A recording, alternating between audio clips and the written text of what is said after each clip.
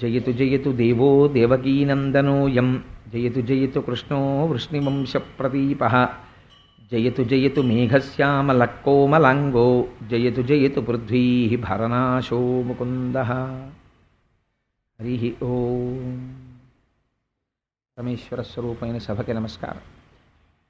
ఈనాడు నేను ప్రవచనం చెయ్యబోతున్నటువంటి విషయం మనందరికీ కూడా చాలా ఉపయుక్తకరమైనటువంటి విషయం. యథార్థమునకు వ్యాసభగవానుడు గృహస్థాశ్రమం అనేటటువంటిది ఎంత గొప్పదో, గృహస్థాశ్రమంలో ఉన్నటువంటి వాడు తరించడానికి ఎటువంటి మార్గాన్ని అవలంబించాలో, ఎటువంటి జీవనం గడపాలో, అందులో తేడా వస్తే ఏం జరుగుతుందో, భోగం అంటే ఏమిటో దాన్ని ఎలా అనుభవించాలో, అలా భోగం అనుభవిస్తే పొరపాటు లేకుండా ఎలా ఉంటుందో చెప్పడానికి ఒక అద్భుతమైనటువంటి ఆఖ్యానమును చూపించారు. అది దేవహూతి కర్దమ ప్రజాపతుల యొక్క జీవితం. సాధారణంగా ఒక అయోమయం ఉంటుంది ప్రపంచంలో. బ్రహ్మచర్యము గొప్పదా, గృహస్థాశ్రమము గొప్పదా, సన్యాసము గొప్పదా, వానప్రస్థము గొప్పదా, ఏ ఆశ్రమము గొప్పది అని. అయితే నియమము కానీ కాదు. మీరు చూడండి, శ్రీమన్నారాయణుడి కోసం ఒక వ్యక్తి తపస్సు చేశాడు. తపస్సు చేస్తే భగవానుడు ప్రత్యక్షం అయ్యాడు అనుకోండి. అది ఎన్నాళ్ళు తపస్సు చేశాడు? ఒక 2 సంవత్సరాలో 3 సంవత్సరాలో 5 సంవత్సరాలో కాదు, ఒక 10,000 సంవత్సరములు తపస్సు చేశాడు అని మీరు అనుకోండి. 10,000 సంవత్సరములు తపస్సు చేసిన తర్వాత శ్రీమన్నారాయణుడు ఎదురుగుండా ప్రత్యక్షం అయ్యాడు అనుకోండి. ప్రత్యక్షం అయిన తర్వాత నీకేం కావాలయ్యా అని అడిగాడు అనుకోండి. నాకు మంచి పెళ్ళం కావాలి స్వామి అని అడిగాడు అనుకోండి. నేను ఇలా మీకు పురాణం చెప్పాను అనుకోండి. మీరు ఏమంటారు? వెంటనే చాలామంది నవ్వారు. అప్పుడే మీరేమంటారు? అదేమిటండి, శ్రీమన్నారాయణుడు కనపడితే మంచి పెళ్ళం కావాలని కోరుకోవడం ఏమిటండి, దానికి 10,000 సంవత్సరాలు తపస్సు ఎందుకు? 10 పెళ్లి చూపులు చూస్తే సరిపోయాయి, ఎక్కడో అక్కడ దొరుకుతుంది కదా ఆ పెళ్ళం. దానికి శ్రీమన్నారాయణుడి కోసం తపస్సు చేయడం ఎందుకండి అని మీరు అనుకుంటారు. కానీ గృహస్థాశ్రమ ప్రవేశం అనేటటువంటిది ఎక్కడ ప్రారంభం చెప్పండి? వివాహం దగ్గరే ప్రారంభం. కుమార్య కానీ దొరికిందనుకోండి, ఒక జీవితం పోతుంది. భార్య సరి అయినటువంటిది దొరకకపోతే, తనని అనువర్తించేటటువంటి భార్య జీవితంలో కానీ దొరకకపోతే, ఆ వ్యక్తి యొక్క జీవితం ఒక జన్మ నశించిపోతుంది, పాడైపోతుంది. అందుకే కుపుత్రేణ వయోనష్టం జన్మనష్టం కుభార్యయ కుభోజనేన దివస కుమిత్రేణ సుఖం కుతః. మిత్రుణ్ణి సరైన వాడిని పెట్టుకోలేదనుకోండి, కనబడ్డ ప్రతివాడితో మీరు స్నేహం చేసేసారనుకోండి, జీవితంలో సుఖం అన్నది ఉండదు, వాడు పాడు చేసేస్తాడు. అందుకని 4ంటికి వ్యాసుడు 4ంటిని నిరూపించాడు దేవీ భాగవతంలో. స్వయం అయినటువంటి మహానుభావుడు చతుర్ముఖ బ్రహ్మగారు కొంతమంది ప్రజాపతులను సృష్టి చేశాడు. అటువంటి ప్రజాపతులలో కర్దమ ప్రజాపతి ఒకరు. ఆయన మహాయోగి పుంగవుడు. అటువంటి కర్దమ ప్రజాపతిని సృష్టి చేసిన తర్వాత బ్రహ్మగారు పిలిచి ఒక మాట చెప్పారు. నాయనా, నువ్వు ప్రజోత్పత్తిని చెయ్యాలి, నువ్వు ఇంకా సృష్టి కార్యాన్ని నిర్వహించాలి. ఒక నీకు అనురూపయ్యి నీతో పాటు శీలము సరిపోయేటటువంటి ఒక భార్యని స్వీకరించి సంతానమును కను, ఇది నా కోరిక. ఇది బాహ్యమునందు కర్దమ ప్రజాపతి యొక్క జీవితం. మీరు ఒకసారి దీన్ని అన్వయం చేసుకోండి.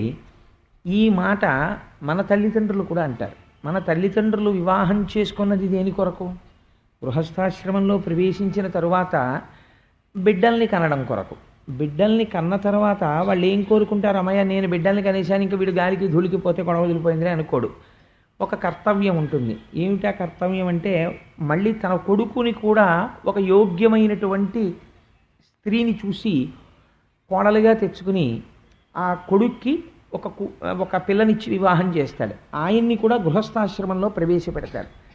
ఆయన్ని ఎందుకు గృహస్థాశ్రమంలో ప్రవేశపెడతారు అంటే, తను ఎలా బిడ్డల్ని కన్నాడో అలా తన కుమారుడు కూడా బిడ్డల్ని కనాలి. మనకి ఎందుచేత అంటే, జన్మచేత 3 రుణములు ఉంటాయి. నేనేం ప్రోనోటు రాయలేదండి, నేనేమి ఇప్పుడు అప్పు తేలేదు, నాకెక్కడ ఉంటుందండి అప్పు అని అడగడానికి వీలు లేదు.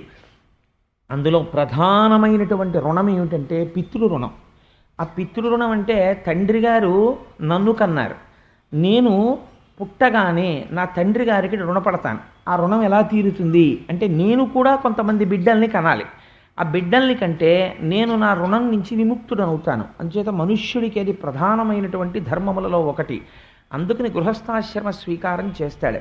కర్దమ ప్రజాపతితో చతుర్ముఖ బ్రహ్మగారు ఈ మాట చెప్పారు, నువ్వు కూడా వివాహం చేసుకుని సంతానోత్పత్తిని చేయవలెను అని చెప్పారు. చెబితే ఆయన ఏం చేశాడంటే, ఆయన మహాయోగి పుంగవుడు, గొప్ప జ్ఞాని, గొప్ప తపశ్శక్తి సంపన్నుడు ప్రజాపతి. తండ్రి మాట పాటించాలి అని అనుకున్నాడు. ఇప్పుడు ఆయన ఏం చేశాడు, శ్రీమన్నారాయణుడి గురించి సరస్వతీ నదీ తీరంలో కూర్చొని 10,000 సంవత్సరములు తపస్సు చేశాడు. 10,000 సంవత్సరములు తపస్సు చేస్తే స్వామి ఎదురుగుండా ప్రత్యక్షమయ్యారు. ఇప్పుడు మీరు కొంచెం జాగ్రత్తగా గమనించాలి. ఈ కథలో అసలు మొట్టమొదటి మలుపే ఆశ్చర్యంగా ఉంటుంది. భగవంతుడు కనపడగానే భక్తుడి కందుల వెంట ఆనంద భాష్పాలు కారతాయా, భక్తుణ్ణి చూడగానే భగవంతుడి యొక్క కన్నుల వెంట ఆనంద భాష్పాలు కారతాయా? అంటే మనం వెంటనే ఏం సమాధానం చెప్తాం? భగవద్దర్శనం అయినప్పుడు భక్తుడి కన్నుల వెంట ఆనంద భాష్పాలు కారతాయని చెప్తాం.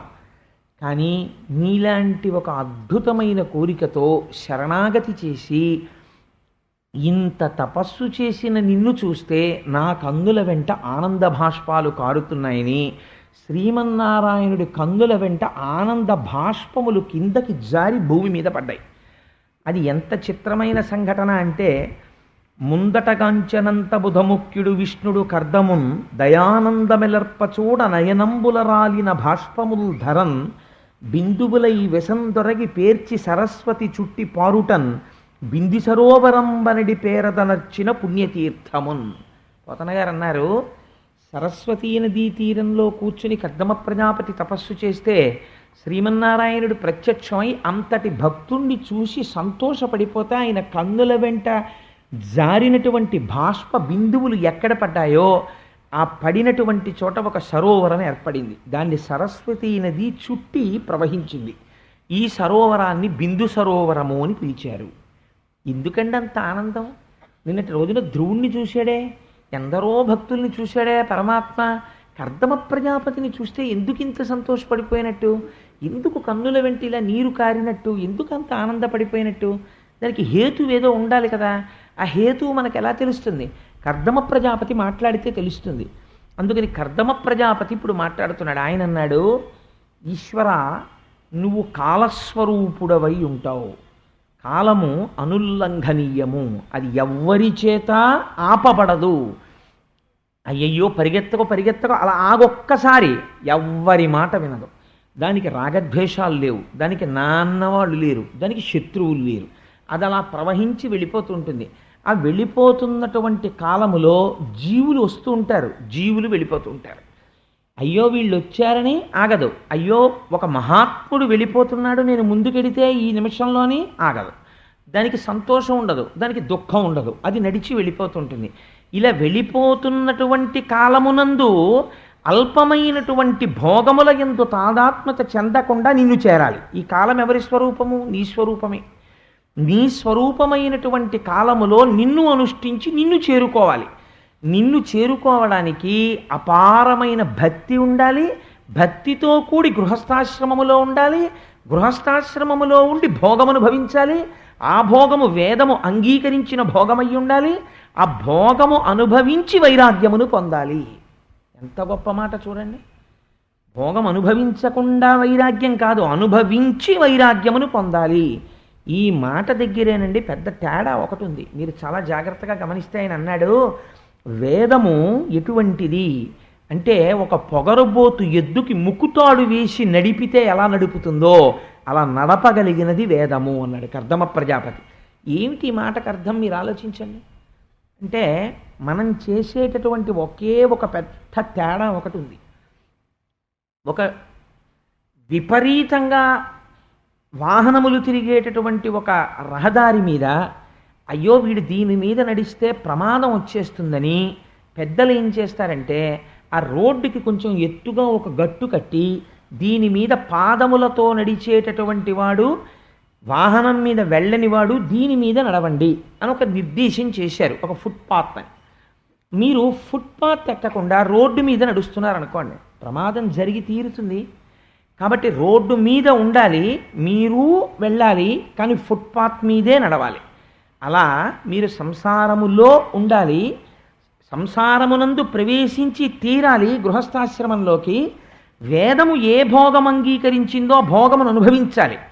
భోగం అనుభవించకూడదు అంటే మీరు గృహస్థాశ్రమంలోకి ప్రవేశించేటప్పుడు నేను ఇక్కడ చెప్తున్నటువంటి విషయాన్ని మీరు ఒక పవిత్రమైన ఉద్దేశంతో గ్రహించే ప్రయత్నం చేయండి. లేకపోతే భాగవతం యొక్క తాత్పర్యమే అర్ధరహితమైపోతుంది. మనం వివాహం చేసుకునేటప్పుడు ఒక స్త్రీని చేపడుతున్నాను, నేను ఒక స్త్రీని చేపట్టాను, ఒక స్త్రీ అయితే ఒక పురుషుణ్ణి చేపడుతుంది. ఆయన ఒక మాట చెప్తున్నాడు, ఏమంటున్నాడు? అల్లాటప్పాగా చేతకానివాడై నా ఆడపిల్లని ఎలాగో అలా ఒక మొగాడికి ఇచ్చి పంపించేద్దామని మన సనాతన ధర్మమునందు పంపరు. చాలా మహోత్కృష్టం ఏమిటో తెలుసా అండి? ఆడపిల్లనివ్వడం. ఇచ్చేటప్పుడు చతుర్థి విభక్తి వేడు తండ్రి. నమః చెప్పి నీకు ఇచ్చేస్తున్నానని ఇవ్వడు. తండ్రికి అధికారం ఉంటుంది. అందుకే కూతురు యొక్క సత్ప్రవర్తన చేత తండ్రి కూడా తరించిపోతాడు. లేకపోతే సీతమ్మ తల్లి యొక్క సౌశీల్యము చేత జనక మహారాజు గారి భార్య ఎలా తరిస్తారు? దానం ఇచ్చేస్తే దశరథ మహారాజు గారును ఆయన భార్యలు తరించాలి. మరి జనక మహారాజు గారు భార్య ఎలా తరించారు అంటే, మగపిల్లవాడు సత్ప్రవర్తన కలిగినటువంటి వాడై గయాక్షేత్రానికి వెళ్ళి తద్దినం పెడితే ఈయన తరిస్తాడు. ఆడపిల్ల ఆయన ఒక్క వేపే తరింపచేస్తాడు. కొడుకుకున్న లక్షణం ఏంటంటే తన తండ్రిని మాత్రమే తరింపచేస్తాడు. తన మామగారిని పురుషుడు తరింప చేయలేడు. నేను చేసిన ధర్మం, నేను చేసిన పుణ్యం ఏమైనా ఉంటే నా తండ్రి గారిని తరింప చేయొచ్చు, నా తాతగారిని తరింప చేయొచ్చు, నా మామగారి తండ్రి గారినో ఎవరినో తరింప చెయ్యదు. అదొక పెద్ద లిమిటేషన్ ధర్మంలో. కానీ ఒక ఆడపిల్లకున్న గొప్పతనం ఏమిటో తెలుసా అండి? ఉభయ వంశాల్ని తరింపచేస్తుంది. ఇది మగవాడు చెయ్యలేడు. ఆడపిల్ల ఇక్కడ పుడుతుంది, కన్యాదానం చేసి పంపిస్తాం. పంపించిన తర్వాత వేరొక ఇంటికి కోడలవుతుంది. వేరొక ఇంటికి కోడలై నా కుమార్తె యొక్క సౌశీల్యము చేత, దాని నడువడి చేత అటు అత్తవారి వంశాన్ని ఉద్ధరిస్తుంది, ఇటు నన్ను ఉద్ధరిస్తుంది. ఇద్దరిని ఉద్ధరించగలిగినది ఆడపిల్ల మాత్రమే. మగపిల్లవాడు అలా ఉద్ధరించలేడు. అటువంటి ఆడపిల్లని చేతావాత కాకుండా దొరికాడు కదా అని ఇవ్వరు. మామగారు ఇచ్చేటప్పుడు కన్యాదాత కొన్ని ప్రమాణములను అడుగుతాడు. వీటిని అతిక్రమించకుండా ఉండగలవా అడుగుతాడు. ధర్మేచ, నీవు ధర్మము చేసేటప్పుడు ఈవిడని ఉపకరణముగా తీసుకోగలవా? దేనికి ఇస్తున్నానో తెలుసా? మీ ఇద్దరూ కలిసి ధర్మపథమునందు చెరించి నీ చేతి, నువ్వు నా కుమార్తె యొక్క చేతిని పట్టుకుంటావు. పాణిగ్రహణం అంటారు. అందుకే అరచేతిని అరచేతితో వేళ్ళు కూడా బాగా తగిలేటట్టు రాసి పట్టుకుంటే కొడుకులు కూతుళ్ళు పుడతారు. ఒక్క వేళ్ళు మాత్రమే తగిలితే ఆడ సంతానం పుడుతుంది. అరచెయ్యి ఒక్కటే తగిలి మంత్రం చెప్తున్నప్పుడు వేళ్ళు తగలకపోతే కొడుకులు మాత్రమే పుడతారు. పాణిగ్రహణ మంత్రానికి అంత రహస్యం ఉంది. నేను అరచేతిని అరచేతితో వేళ్ళకి బాగా తగిలేటట్టు రాసి పట్టుకోవాలి, మొహమాటం లేకుండా పాణిగ్రహణం చేసేటప్పుడు. అయితే అవన్నీ ఉన్నాయా అండి అంటే, మీరు ఎప్పుడైనా వివాహ విధి వింటే ఆశ్చర్యపోతారు. ఎప్పుడైనా మా బావగారు అచ్చయ్య శాస్త్రి గారు అమ్మాయి వివాహం జరిగినప్పుడు వాళ్ళ అమ్మాయి వివాహానికి వివాహ విధి గురించి ఉపన్యాసం చెప్తానని మాట ఇచ్చాను మా బావగారికి. సరే, అందుచేత ఎందుకు ఈ మాట చెప్పానంటే, మనకి ప్రతి దాంట్లో ఒక ధర్మం ఉంటుంది, ఒక పవిత్రత ఉంటుంది మనం చేసే పనిలో. తప్ప ఏదో వేలంబరం కింద చెయ్యరు. ధర్మేచ, నీకు ఈవిడ ధర్మపత్ని. అర్ధేచ, అర్థమునందు ఈవిడ్ని నువ్వు దాటకుండా ఉండాలి. ఏమిటి అర్థం అంటే? అర్థం అంటే డబ్బులు కావండి. అర్థం అంటే ఏమిటో తెలుసా? హృదయక్షేత్రము నుండి పురుషుడి యొక్క తేజస్సు కదులుతుంది. హృదయక్షేత్రము నుండి కదిలినటువంటి తేజస్సుని ఎక్కడా నిక్షేపించడానికి వీల్లేదు. కేవలము తన ధర్మపత్ని యందు మాత్రమే నిక్షేపించాలి. అది ఏ ధర్మబద్ధమైన కామము. దాని వలన కలిగే అర్థమేది? మళ్ళీ తానే ఆమె కడుపు నుంచి కొడుకుగా వస్తాడు.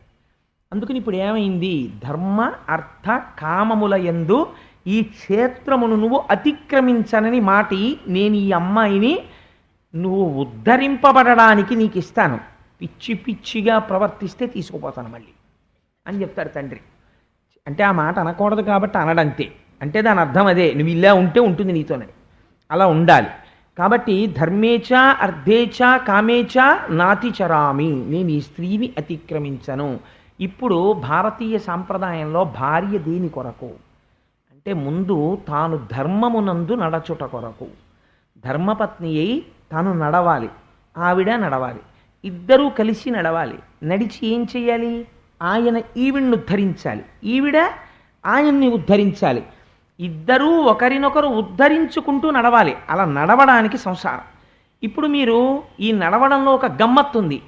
శత్రువులు ఎవరు? ఇంద్రియములే. ఈ ఇంద్రియములకి సుఖం ఏమిటో తెలియచెప్పలేదనుకోండి, మీరు దీనికి ఏదో రుచి, ఇప్పుడు మిగిలినటువంటి తుచ్చమైన విషయముల గురించి పోని పక్కన పెట్టండి. ఒక రుచికరమైన ఆహారమును తినడం మీద రసేంద్రియములకు మక్కువ ఉంది. ఏదో ఈ కూర తిందాం, ఈ పులుసు తిందాం, వంకాయ పచ్చి పులుసుగా తిందాం, వంకాయ పెరుగు పచ్చడిగా తిందాం, ఎన్ని కోరికలు. అదే వంకాయ, ఇన్ని కోరికలు ఉన్నాయి. కానీ అప్పుడు ఎలా తీరుతుంది? సంసారమునందుండి అందులో ఏమాత్రమూ తప్పు లేదు. నువ్వు తినవచ్చు, భోగం అనుభవించవచ్చు. వంకాయ తినద్దని వేదం ఏం చెప్పలేదు నీకు, తినచ్చు. కానీ వైరాగ్యం అంటే ఏమిటో తెలుసా అండి? చాలామంది ఒక పొరపాటు పడుతుంటారు. వైరాగ్యం తనంత తాను కదిలి వచ్చే వస్తువు కాదు. వైరాగ్యం ఎలా వస్తుందో తెలుసా? మీరు లోపల ఒక పరిశీలన చేస్తుంటే వైరాగ్యం వస్తుంది. ఆ పరిశీలన ఏమి అంటే ప్రతి క్షణం జరుగుతూ ఉండాలి. ఉదాహరణ ఒక్కటి చెప్తాను మీకు. నాకు ఏదో ఒక అరటికాయ బజ్జీ అంటే చాలా ఇష్టం అనుకోండి. నాకు ఒక భార్య ఉంది కదా, దాని పని ఏమిటి? ఈ శరీరాన్ని పోషిస్తూ ఉంటుంది. అందుకని చాలా చక్కగా అరటికాయ బజ్జీలు వేసి ఓ పచ్చడి చేసి నాకు పళ్ళెంతో తెచ్చిపెట్టింది అనుకోండి. తినేసి ఇంకో పళ్ళెం ఇంకా చేశాను తినండి అని ఇంకా పళ్ళెంలో పోసింది అనుకోండి. నీ మొహం ఇచ్చా ఇంకా తినలేనని పక్కన పారేసి వెళ్ళిపోవడం కాదు. అలా అయితే మీకు ఎప్పటికీ వైరాగ్యం రాదు. బోధలలోంచి వాటిల్లోంచి వైరాగ్యం వస్తుందని మీరు అనుకుంటే పొరపాటు అండి. అలా వచ్చే వైరాగ్యం చాలా లిమిటెడ్, కొద్దిగా వస్తుంది. వైరాగ్యం ఎక్కడి నుంచి వస్తుందో తెలుసా అండి? Through introspection, through self check. మిమ్మల్ని మీరు పరిశీలించుకోవడంలో వస్తుంది. ఇప్పుడు మీరు ఆగి ఒక ప్రశ్న వేయాలి. ఇంతకుముందు బజ్జీ అనబడే పదార్థమును అడిగినదెవరు? ఇందులో ఉన్న మనస్సు అడిగింది. ఆల్ రైట్, ఒక 6 బజ్జీలు తినిపించాను, ఇంకొద్దు అన్నది ఎవరు? ఈ మనస్సు అంది. 1వ బజ్జీ తిన్నప్పుడు చాలా లొట్టలేస్తూ తింది. 7వ బజ్జీ దగ్గర కక్కేస్తానంటోంది అని ఊరుకుంటే మీరు అది సత్యము అని సిద్ధాంతం చేయొచ్చు. 7వ బజ్జీ తర్వాత వస్తున్నటువంటి దుఃఖమేదో అది నిజమో అని మీరు అనొచ్చు. 3 రోజులు పోయాక మళ్ళీ బజ్జీ పెట్టట్టు. మరి 7వ బజ్జీ దగ్గర దుఃఖం మళ్ళీ ఇప్పుడు ఇవాళ ఎలా కోరావు నువ్వు అంటే, రుచి వాసన రెండింటిని పెట్టుకుని మనస్సు చేసిన పని యొక్క రుచిని మరిగి లోపల దాచి వాసనగా బయటపెట్టి తిప్పడాన్ని అలవాటు చేస్తుంది. ఇది మీరు చూశారనుకోండి. కాబట్టి ఈ వస్తువునందు సుఖము లేదు. కాసేపు సుఖమని ఇది చెప్తుంది, ఆ తర్వాత అది సుఖం అనదు. కాబట్టి ఇది సుఖము కాదు, దుఃఖము కాదు. ఇది కొంతసేపు సుఖమన్నదేదో అది సుఖము కాదు, ఇది దుఃఖమన్నదేదో అది కూడా దుఃఖం కాదు. ఈ రెండూ కావు. మీకు నేను ఒక ఉదాహరణ చెప్తాను, మీరు చూడండి. దుఃఖం కూడా మీకు ఎప్పుడు ఉంటుందంటే చాలా ఆశ్చర్యకరమైన విషయం. మీకు మనస్సులో మీరు దేని గురించి దుఃఖపడుతున్నారో ఆ దుఃఖపడుతున్నటువంటి విషయం మీకు జ్ఞాపకంలో ఉన్నంతసేపు వెక్కి వెక్కి ఏడుస్తుంటాడు. ఇంతలో అనుకోకుండా ఎవరో వచ్చి ఏదో చెప్పారనుకోండి, ఓ మాట ఏదో చెప్తుంటే ఏడుస్తున్నవాడు అటు చూశాడు అనుకోండి, చూసి అటు వింటున్నాడు అనుకోండి, 5 నిమిషాలు దాని గురించి అలా వింటూ ఉండిపోయాడు అనుకోండి, ఏడవడం మర్చిపోతాడు. ఎందుకంటే దేని గురించి శోకిస్తున్నాడో దాన్ని మనసు వదిలిపెట్టింది, కాసేపు శోకం పోయింది. అంటే ఇప్పుడు ఈ శోకము సత్యమా? దుఃఖము సత్యం కాదు. కాబట్టి మనసు చెబుతున్న సుఖము కాదు, దుఃఖము కాదు. కాబట్టి ఈ సుఖ దుఃఖములు రెండూ కూడా మనసు చేత సృష్టింపబడిన ద్వంద్వములు. దీనికి అతీతముగా ఏదో ఉంది, దానికి దుఃఖము యొక్క భాష అంటదు. అది నిజమైన ఆనందం. ఆ ఆనందం ఇది ఎంత చూసినా ఎంత అనుభవించినా అది ఎప్పుడూ సుఖముగా ఉండే వస్తువు ఒకటి ఉన్నది అని మన వేదము చెప్తున్నది. అది ఏది అని మీరు వెతకడానికి దీన్ని వదిలిపెట్టడం మొదలెట్టారనుకోండి, అది వైరాగ్యం.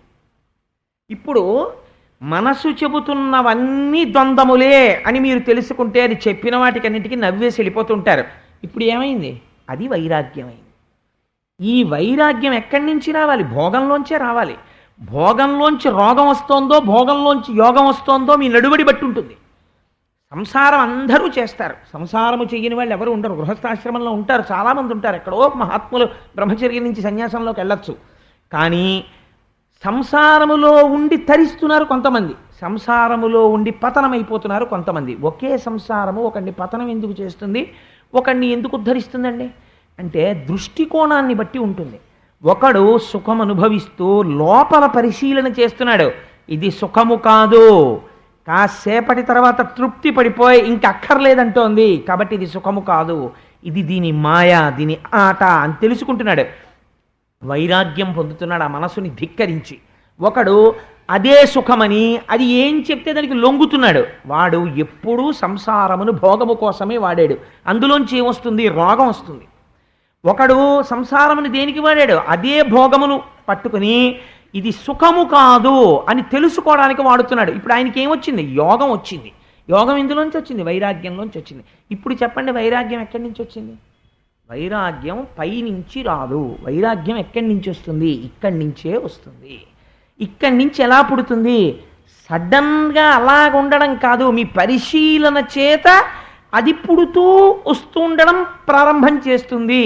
అది మెల్లగా మనస్సే కారణము అని స్థిరమైన నిర్ణయం ఏర్పడిపోతే ఇంటోటో సంపూర్ణముగా మనస్సు చెప్పిన మాటని తిరస్కరిస్తుంది.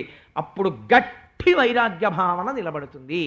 దీనికి సంసారమును ఆలంబనముగా చేసుకుని నడుస్తారు కొందరు, సంసారమందలి భోగమునందు మగ్నమైపోతాడు ఒకడు. ఇంతే తేడా. ఇప్పుడు గృహస్థాశ్రమాన్ని ఎలా వాడుకోవాలి, నోటి మాటతో చెప్తే కుదరదు.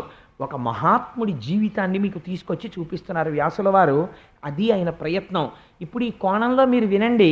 అందుకే భాగవతంలో ఒక్కొక్క ఘట్టం వింటుంటే ఏదో ఒక ఫలితము మనస్సుకి అంది తీరుతుంది. ఏమా ఫలితము, ఇప్పుడు మీరు ఏ స్థాయిలో ఉన్నవారికి ఆ స్థాయిలో అనుభవిస్తారు. చూడండి ఎంత గొప్పగా మాట్లాడతారో. కర్దమ ప్రజాపతిని చూసి శ్రీమన్నారాయణుడు కన్నుల వెంట నీరు కార్చుట ఏమి, ఆనంద భాష్పములు రాలుట ఏమి, ఆనందము దుఃఖము అని రెండు లేని వాడికి ఆనంద భాష్పాలు రావడం ఏమిటి అంటే, ఈయన కోరబోతున్న కోరిక ఏమిటో ఆయనకి తెలిసి ఆయన భార్యను అడగబోతున్నాడు. భార్య కోసం తపస్సు చేసిన వాడు ఎవడున్నాడు ప్రపంచంలో 10,000 సంవత్సరాలు అంటే గృహస్థాశ్రమంలో తరించడానికి ఏది మార్గమో లోకులకు చెప్పి గృహస్థాశ్రమము యొక్క వైశిష్ట్యమును ఆవిష్కరించగలిగిన ఒక మహాపురుషుడు ఇవాళ నా గురించి తపస్సు చేశాడు. వేదము చెప్పడం కాదు, ఇవాళ నిరూపిస్తున్న ఒక మహాత్ముడు నా ఎదుట నిలబడ్డాడు. ఒక భార్య యొక్క గొప్పతనాన్ని చెప్పగలిగిన వాడు నిలబడుతున్నాడు. ఇది ఆయన ఆనందం. కన్నుల వెంట నీరు కారింది శ్రీమన్నారాయణుడికి, ఆనంద భాష్పాలు పడ్డాయి. అది బిందు సరోవరమైనది. ఎంత ఉత్కృష్టమైన స్థితి చూడండి మీరు అసలు అందులోనే.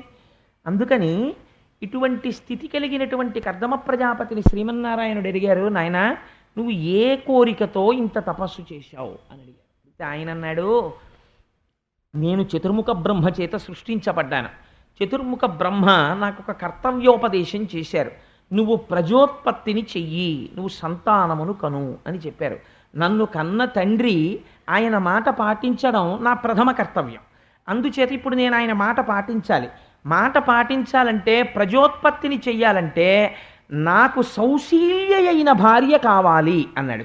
ఎంత గొప్ప మాట అన్నాడో చూడండి. ఎందుచేతంటే చిత్రంగా ఉంటుంది. రామకృష్ణ పరమహంస వివాహం చేసుకుని కూడా శారదాదేవిని ఎప్పుడూ తీసుకెళ్ళకపోతే శారదాదేవి దగ్గరికి వచ్చి కొంతమంది చెప్తుండేవారు, నీ భర్త పిచ్చివాడు అయిపోయాడు, తిరుగుతున్నాడని. పాపం ఆవిడికి భర్త గారిని చూసుకోవాలని కోరిక పుట్టింది. ఒకసారి కలకత్తా వెడతానంటే తండ్రి గారు అర్థం చేసుకుని తీసుకెళ్తే సరే మధ్యలో అనేక ఘట్టాలు జరిగాయి అనుకోండి. రామకృష్ణ పరమహంస దగ్గరికి చేరుకున్న తర్వాత మొట్టమొదటి రాత్రి రామకృష్ణ పరమహంస శారదాదేవిని పిలిచి అన్నారు, చూడు నేను నిన్ను వివాహం చేసుకున్నాను, పరమ యథార్థం, నువ్వు నాకు భార్యవి, నేను నీకు భర్తని. భార్యాభర్తల సంబంధము చేత కేవల భోగములను అనుభవించి డొల్లయైన సంసారమునందు ప్రవేశించి నీవు పతనమై నేను పతనమై ఉండిపోదామంటే నాకు అభ్యంతరము లేదు, తాళి కట్టాను కాబట్టి లేదు. నీవు నాకు భార్యవై నేను నీకు భర్తనై సంసారమనగా కేవలము బిడ్డలని కనడము కాదు, కామోపభోగము కాదు, ఈశ్వర పాదములు పట్టి తరించడంలో నువ్వు నాకు నేను నీకు ఆలంబనంగా నిలబడదామంటే మాట ఇయ్యగలవా అని అడిగారు. అంటే శారదామాత అంది, ఇలాంటి సంసారాలు ఎన్ని జన్మలు చేశానో తరించిపోవడానికే మన ఇద్దరం దంపతులుగా మిగిలిపోదాం. అంతే, ఇద్దరు తరించిపోయారు. ఇప్పుడు భార్య సౌశీల్య కాలేదనుకోండి. అందుకే కోడల్ని తేవడానికి, భార్యని తేవడానికి కొడుక్కి అధికారం ఎవరిది అంటే, ఆ అధికారం ఎవరిదో తెలుసా అండి? కేవలము తండ్రిదే. ఎందుచేత తన తేజస్సు బయట నడుస్తోంది కొడుకుగా. ఆయనకి ఎటువంటి భార్య అయితే ఆయన తరించగలడో, తండ్రి గుర్తుపట్టగలడో, అందుకని తండ్రి వెతికి తీసుకురావాలి కోడల్ని. కాబట్టి ఇప్పుడు ఎవరు ఆయనకి తండ్రి? శ్రీమన్నారాయణుడే తండ్రి. బ్రహ్మకి శ్రీమన్నారాయణుడికి అభేదం మీరు వింటున్నారు కదా రోజు. అందుకని ఇప్పుడు తండ్రి నిర్ణయించాలి. ఇది ఎంత లౌకికమైనటువంటి ధర్మాన్ని ఆవిష్కరిస్తున్నాడో చూడండి. తను వెతుక్కోలేక చేతకానివాడై కాదు, తను తరించడానికి గృహస్థాశ్రమంలో తన తండ్రి చెప్పాలి తనకి అనుకూలవతి అయిన ఇల్లాలెవరో. ఇటువంటి వాడిని చూసి ఆనంద భాష్పాలు రాల్చాడు. నాన్నగారు మీరు చెప్పిన పుస్తకాలు చదువుకున్నాను, మీరు చెప్పిన కోర్సు చదివాను, మీరు చెప్పిన ఉద్యోగం చేశాను, నా మనస్సు నాది, మీరు చెప్పిన పిల్ల నేనెందుకు చేసుకుంటానన్నవాడు కొడుకు కాడు. అలా కొడుకు యొక్క సౌశీల్యాన్ని చూడగలిగిన వాడై ఉండాలి తండ్రి. ఈ అమ్మాయి అయితే నీకు కట్నం ఎక్కువ తీసుకొస్తుందిరా అన్నవాడు కాడు తండ్రి. ఇటువంటి పిల్లని చేసుకుంటే మన వంశం తరిస్తుందిరా అని చెప్పినవాడు తండ్రి. అందుచేత మహానుభావుడు రామాయణంలో అంటారు, ప్రియాతు సీత రామస్య దారాహ పితృకృత ఇతి. రామచంద్రమూర్తికి సీతమ్మ చాలా ఇష్టము. ఎందుచేత? మొదటి కారణమేది? దశరథ మహారాజు గారు తనకి భార్యగా నిర్ణయించారు. మా నాన్నగారికి తెలుసు నేను ఎవరి భార్యగా ఉండాలో, ఎవరు నాకు భార్యగా ఉండాలో. సీతమ్మని నిర్ణయించారు. అందుకని గౌరవము, తండ్రి యొక్క తీర్పు మీద గౌరవం. అలా ఇప్పుడు ఆయన ఎవరిని అడగాలి? తండ్రిని. నేను గృహస్థాశ్రమంలోకి వెళ్ళమని చిత్రముఖ బ్రహ్మగారు చెప్పారు, కానీ పిల్లని చెప్పలేదు. ఏ పిల్ల నాకు సౌశీల్యవతియో, ఏ పిల్లని నేను చేసుకుంటే తరించగలనో, కేవలము ధర్మేచా అర్థేచా కామేచా నాతిచరామి అని బూట్లు వేసుకుని, టై కట్టుకుని, కోట్ వేసుకుని, పెళ్ళవకముందే రిసెప్షన్లో పక్క పక్కన కుర్చీల్లో కూర్చుని వచ్చిన పెద్దలకి బూట్లు ఇప్పకుండా నమస్కారాలు పెట్టిన పెళ్ళిళ్ళు కావు. ఇలా ఆలోచించిన పెళ్ళిళ్ళు. అందుకని ఆయన అన్నాడు, ఎవరిని నేను వివాహం చేసుకోవాలో నిన్ను అడుగుతున్నానయ్యా తండ్రి. నువ్వు నవ్వకు.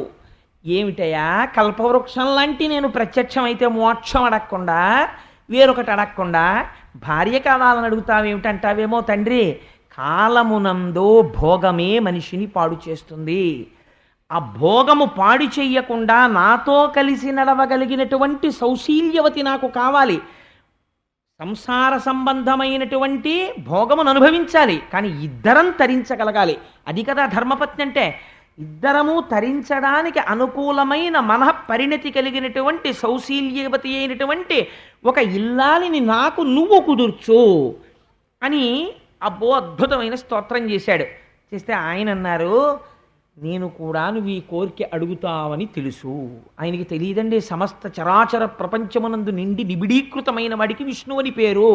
మొన్న స్వామి చెప్పారు కదా, వ్యాపకత్వము కలిగి ఇందులో అందులో అని మీరు చెప్పడానికి వీలు లేకుండా అంతటా నిండిపోయిన వాడెవరో, అంతర్బహిశ్చ తత్సర్వం వ్యాప్య నారాయణ స్థిత, లోపల బయట నిండిపోయిన వాడిని నారాయణుడని పిలుస్తారు. అంతటా నిండిపోయిన వాడిని ఒక రూపంతో కనపడమని అడిగితే అది తపస్సు. అలాంటి వాళ్ళని అనుగ్రహించడానికి ఆయన ఒక రూపంతో కనపడతాడు. ఒక రూపంతో కనపడ్డాడు, కనపడితే స్తోత్రం చేశాడు. నల్ల కలువలా ఉన్నటువంటి నీ స్వరూపానికి నమస్కారం, నీ చేతిలో ఉన్నటువంటి శంఖచక్ర గదా పద్మములకు నమస్కారం, నీ పాద పద్మములకు నమస్కారం. తండ్రి, నువ్వు వేదము చేత స్తుతింపబడిన వాడివి, మాంసనేత్రము చేత చూడబడని వాడివి, అంతటా నిండి నిబిడీకృతమైన వాడివి, ఈ లోకములను హేళగా సృష్టించిన వాడివి, వీటిని నిలిపిన వాడివి, తుదకు నీలోనికి తీసుకునేటటువంటి వాడివి. అటువంటి వాడివి నాయందు అనుగ్రహించి నేను చూడడానికి వీలుగా ఒక రూపముతో దర్శనమిచ్చావు, నేను కృతజ్ఞుడను అని నమస్కరించాడంతే భావన. స్తోత్రం అంటే అదే ఉంటుందంతే దాని తీర్పు.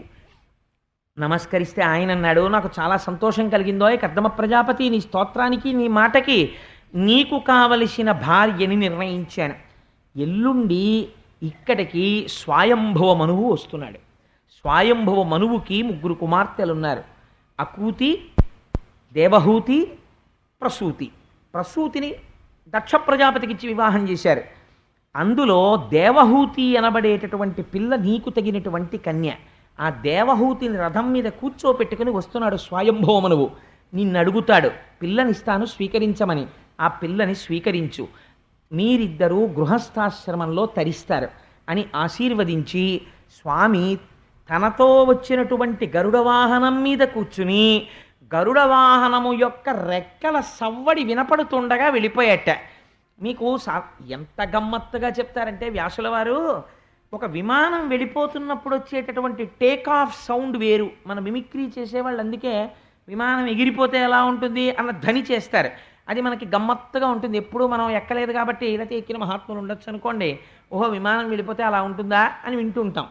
కానీ గరుడ వాహనం వెళ్ళిపోతోందిట రెక్కలు అల్లారుస్తూ ఇలాగా వెళ్ళిపోతుంటే గరుడు రెక్కలు కదుపుతున్నప్పుడు వచ్చిన శబ్దం ఏమిటో తెలుసా అండి? ఒక రెక్కలోంచి ఋగ్వేదము, ఒక రెక్కలోంచి సామవేదము కర్దమ ప్రజాపతి విన్నట్ట. అంటే ఇప్పుడు గరుడ వాహనం అంటే ఒక పక్షి కాదు, వేదమే. వేదము చేత ప్రతిపాదింపబడిన బ్రహ్మమే శ్రీమన్నారాయణుడు. కాబట్టి అది పైకి స్థూలంగా దర్శనమిచ్చినప్పుడు గరుడ వాహనం మీద ఉంటాడు. ఆ గరుడ వాహనం వెళ్ళిపోతున్నప్పుడు రెక్కలు అల్లారిస్తే వచ్చే ధ్వని ఏమిటి? వేదధ్వని వచ్చింది. ఆ రుక్ సామ వేద మంత్రములను కర్దమ ప్రజాపతి విని పొంగిపోయేట. ఇటువంటి స్థితి ఎంతమందికి దక్కుతుంది చూడండి. ఇటువంటి స్థితిలో ఉన్న కర్దమ ప్రజాపతి నిర్మించుకున్నటువంటి ఆ ఆశ్రమ వాటిక ఎంత అందంగా ఉంటుందో చెప్తారు.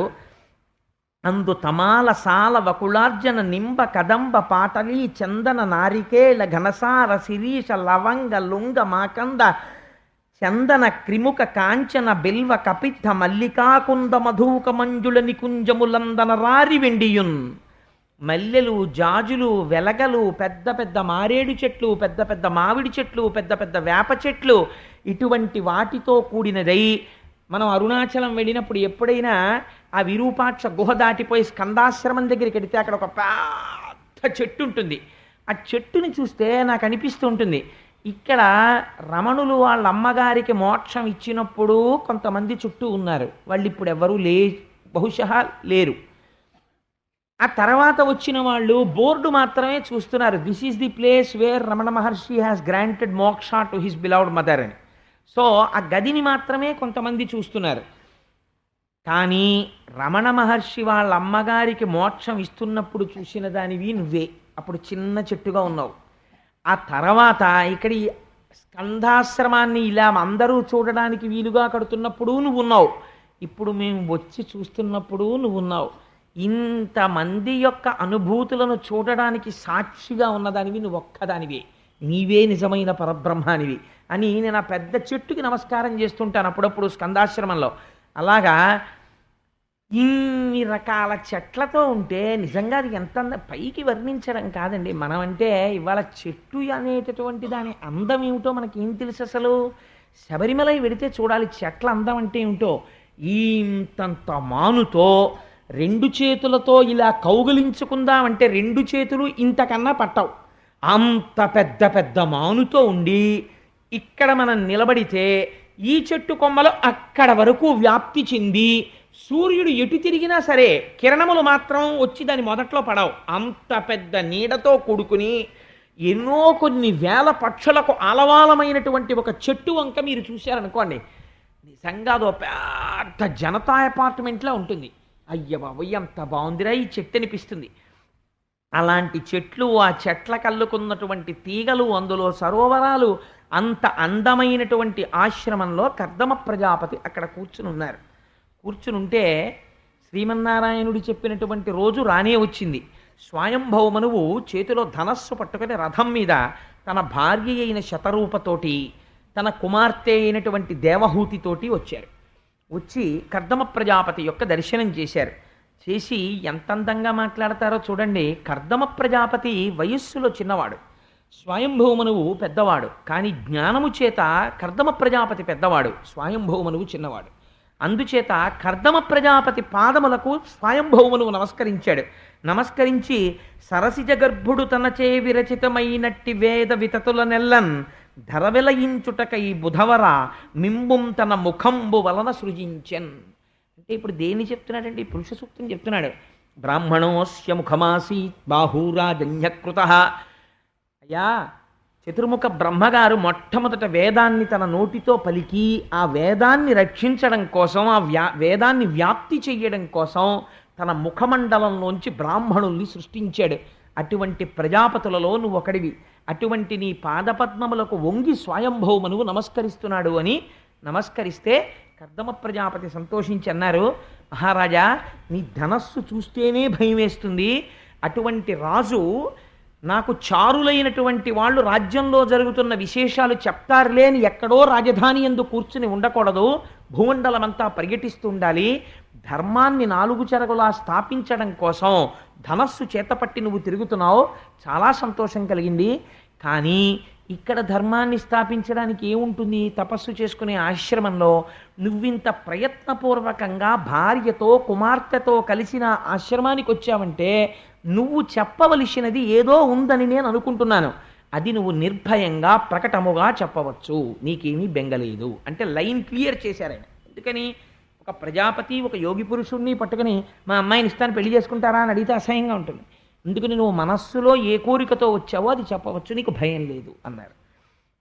అంటే ఆయన అన్నాడు, మహానుభావుడు కర్దమ ప్రజాపతి చూడండి ఎంత అందంగా అంటారో ఆ స్వయంభూమనువుని, దురిత స్వరూప పాటచ్చర పీడం పొందకుండ సకల క్షోణిన్ పరిపాలించుటకై మము అరవింద భవుండు భుజములందు సృజించెన్. ఈ మాటలు కర్దమ ప్రజాపతి చెప్తే ఆయన అన్నాడు, మా గొప్పతనం ఏమీ లేదండి ఇందులో, మేము మహారాజులను నిజమే, ధనస్సు చేత పట్టుకుని రాజ్యాన్ని పరిపాలిస్తున్నాను. కానీ ఇవాళ స్వయంభవమనువు అనేటటువంటి పేరుతో ఈ భూమండలానికి అంతటికీ నేను అధినాథుడనై పరిపాలించగలుగుతున్నానంటే పరిపాలించగలిగిన శక్తి నాలో ఎక్కడి నుంచి వచ్చిందో తెలుసా? ఎంత గొప్ప మాట చెప్తున్నాడో చూడండి. అరవింద భవుండు భుజములందు సృజించెన్. మేము పరబ్రహ్మము యొక్క భుజములలోంచి బయటికి వచ్చాం. భుజములు శక్తి కేంద్రములు, ఇవి కార్యం చేస్తాయి, కర్మ చేసేటటువంటివి. కాబట్టి లోకరక్షణ చేతులతో చెయ్యాలి. అందుకని బాహూరాజన్యకృత, మేం ఈశ్వరుడు యొక్క బాహువులలోంచి వచ్చిన వాళ్ళం. అందుకని ఇది నా గొప్పతనం కాదు, నేను పరిపాలించి రక్షించగలుగుతున్నానంటే ఈశ్వరుడు యొక్క అనుగ్రహం. అందుకే మమ్మల్ని భుజములలోంచి సృష్టించాడు. వాళ్ళు చూడండి, వాళ్ళు మాట్లాడుకునే మాటలు ఏవి మాట్లాడినా అన్నీ ఎక్కడి నుంచి వస్తాయంటే ఈశ్వరుణ్ణి అనుసంధానం చేస్తూనే వస్తాయి. ఇప్పుడు స్వయంభవమనువు తన కూతురునిచ్చి వివాహం చేస్తానని చెప్పాలి. ఆయన ఎంత అందంగా మాట్లాడాడంటే, నాకు 3 కుమార్తెలు, అందులో ఇప్పుడు నాతో వచ్చినటువంటి పిల్లని దేవహూతి అని పిలుస్తారు. ఈ దేవహూతి నీకు తగినటువంటి సౌశీల్యము కలిగినటువంటిది. ఎందుచేత కలిగినది? నారదుడు మా అంతఃపురానికి వచ్చినప్పుడు కర్దమ ప్రజాపతి యొక్క గుణ విశేషములను వర్ణించి చెప్పేవాడు. నీ గుణములను విన్న తరువాత నిన్ను భార్యగా చేపట్టాలనేటటువంటి కోరిక నా కుమార్తె యందు కలిగినది. అందుచేత నా కుమార్తెను స్వీకరించి నన్ను ధన్యుణ్ణి చెయ్యి అని అడిగాడు. తప్ప తన కుమార్తె గురించి గొప్పగా చెప్పుకోలేదు. దేవహూతి లాంటి సౌందర్యవతి సాధారణం ప్రపంచంలో. అటువంటి అందగత్తె మా అమ్మాయి చేసుకో అని బాహ్య సౌందర్యం గురించి చెప్పలేదు అసలు. నారదుడి వలన నీ గుణములను వినిది. నీవేమిటో ఆవిడికి తెలుసు, నీకు భార్యగా ఉంటే ఎలా ప్రవర్తించాలో తెలుసు. నీ గుణములను విని నీ గుణములకు ఆవిడ ఉప్పొంగింది. అందుకని నీకు భార్య కావాలనుకుంటోంది. అందుకని నువ్వు ఆవిడ్ని భార్యగా స్వీకరించమని చెప్పాడు. ఇప్పుడు అనుకూలత కలుగుతుంది. దేనివల్ల అనుకూలత కలిగేది? పైకి ఆయన 6 అడుగుల పొడుగండి, మీ అమ్మాయి పొడిగెంత? 4, 8. అబ్బే మా వాడికి వీడికి సరిపోదండి. ఏమిటి చేసుకుంటావు? పొడుగు కూర వండుకు తింటావా?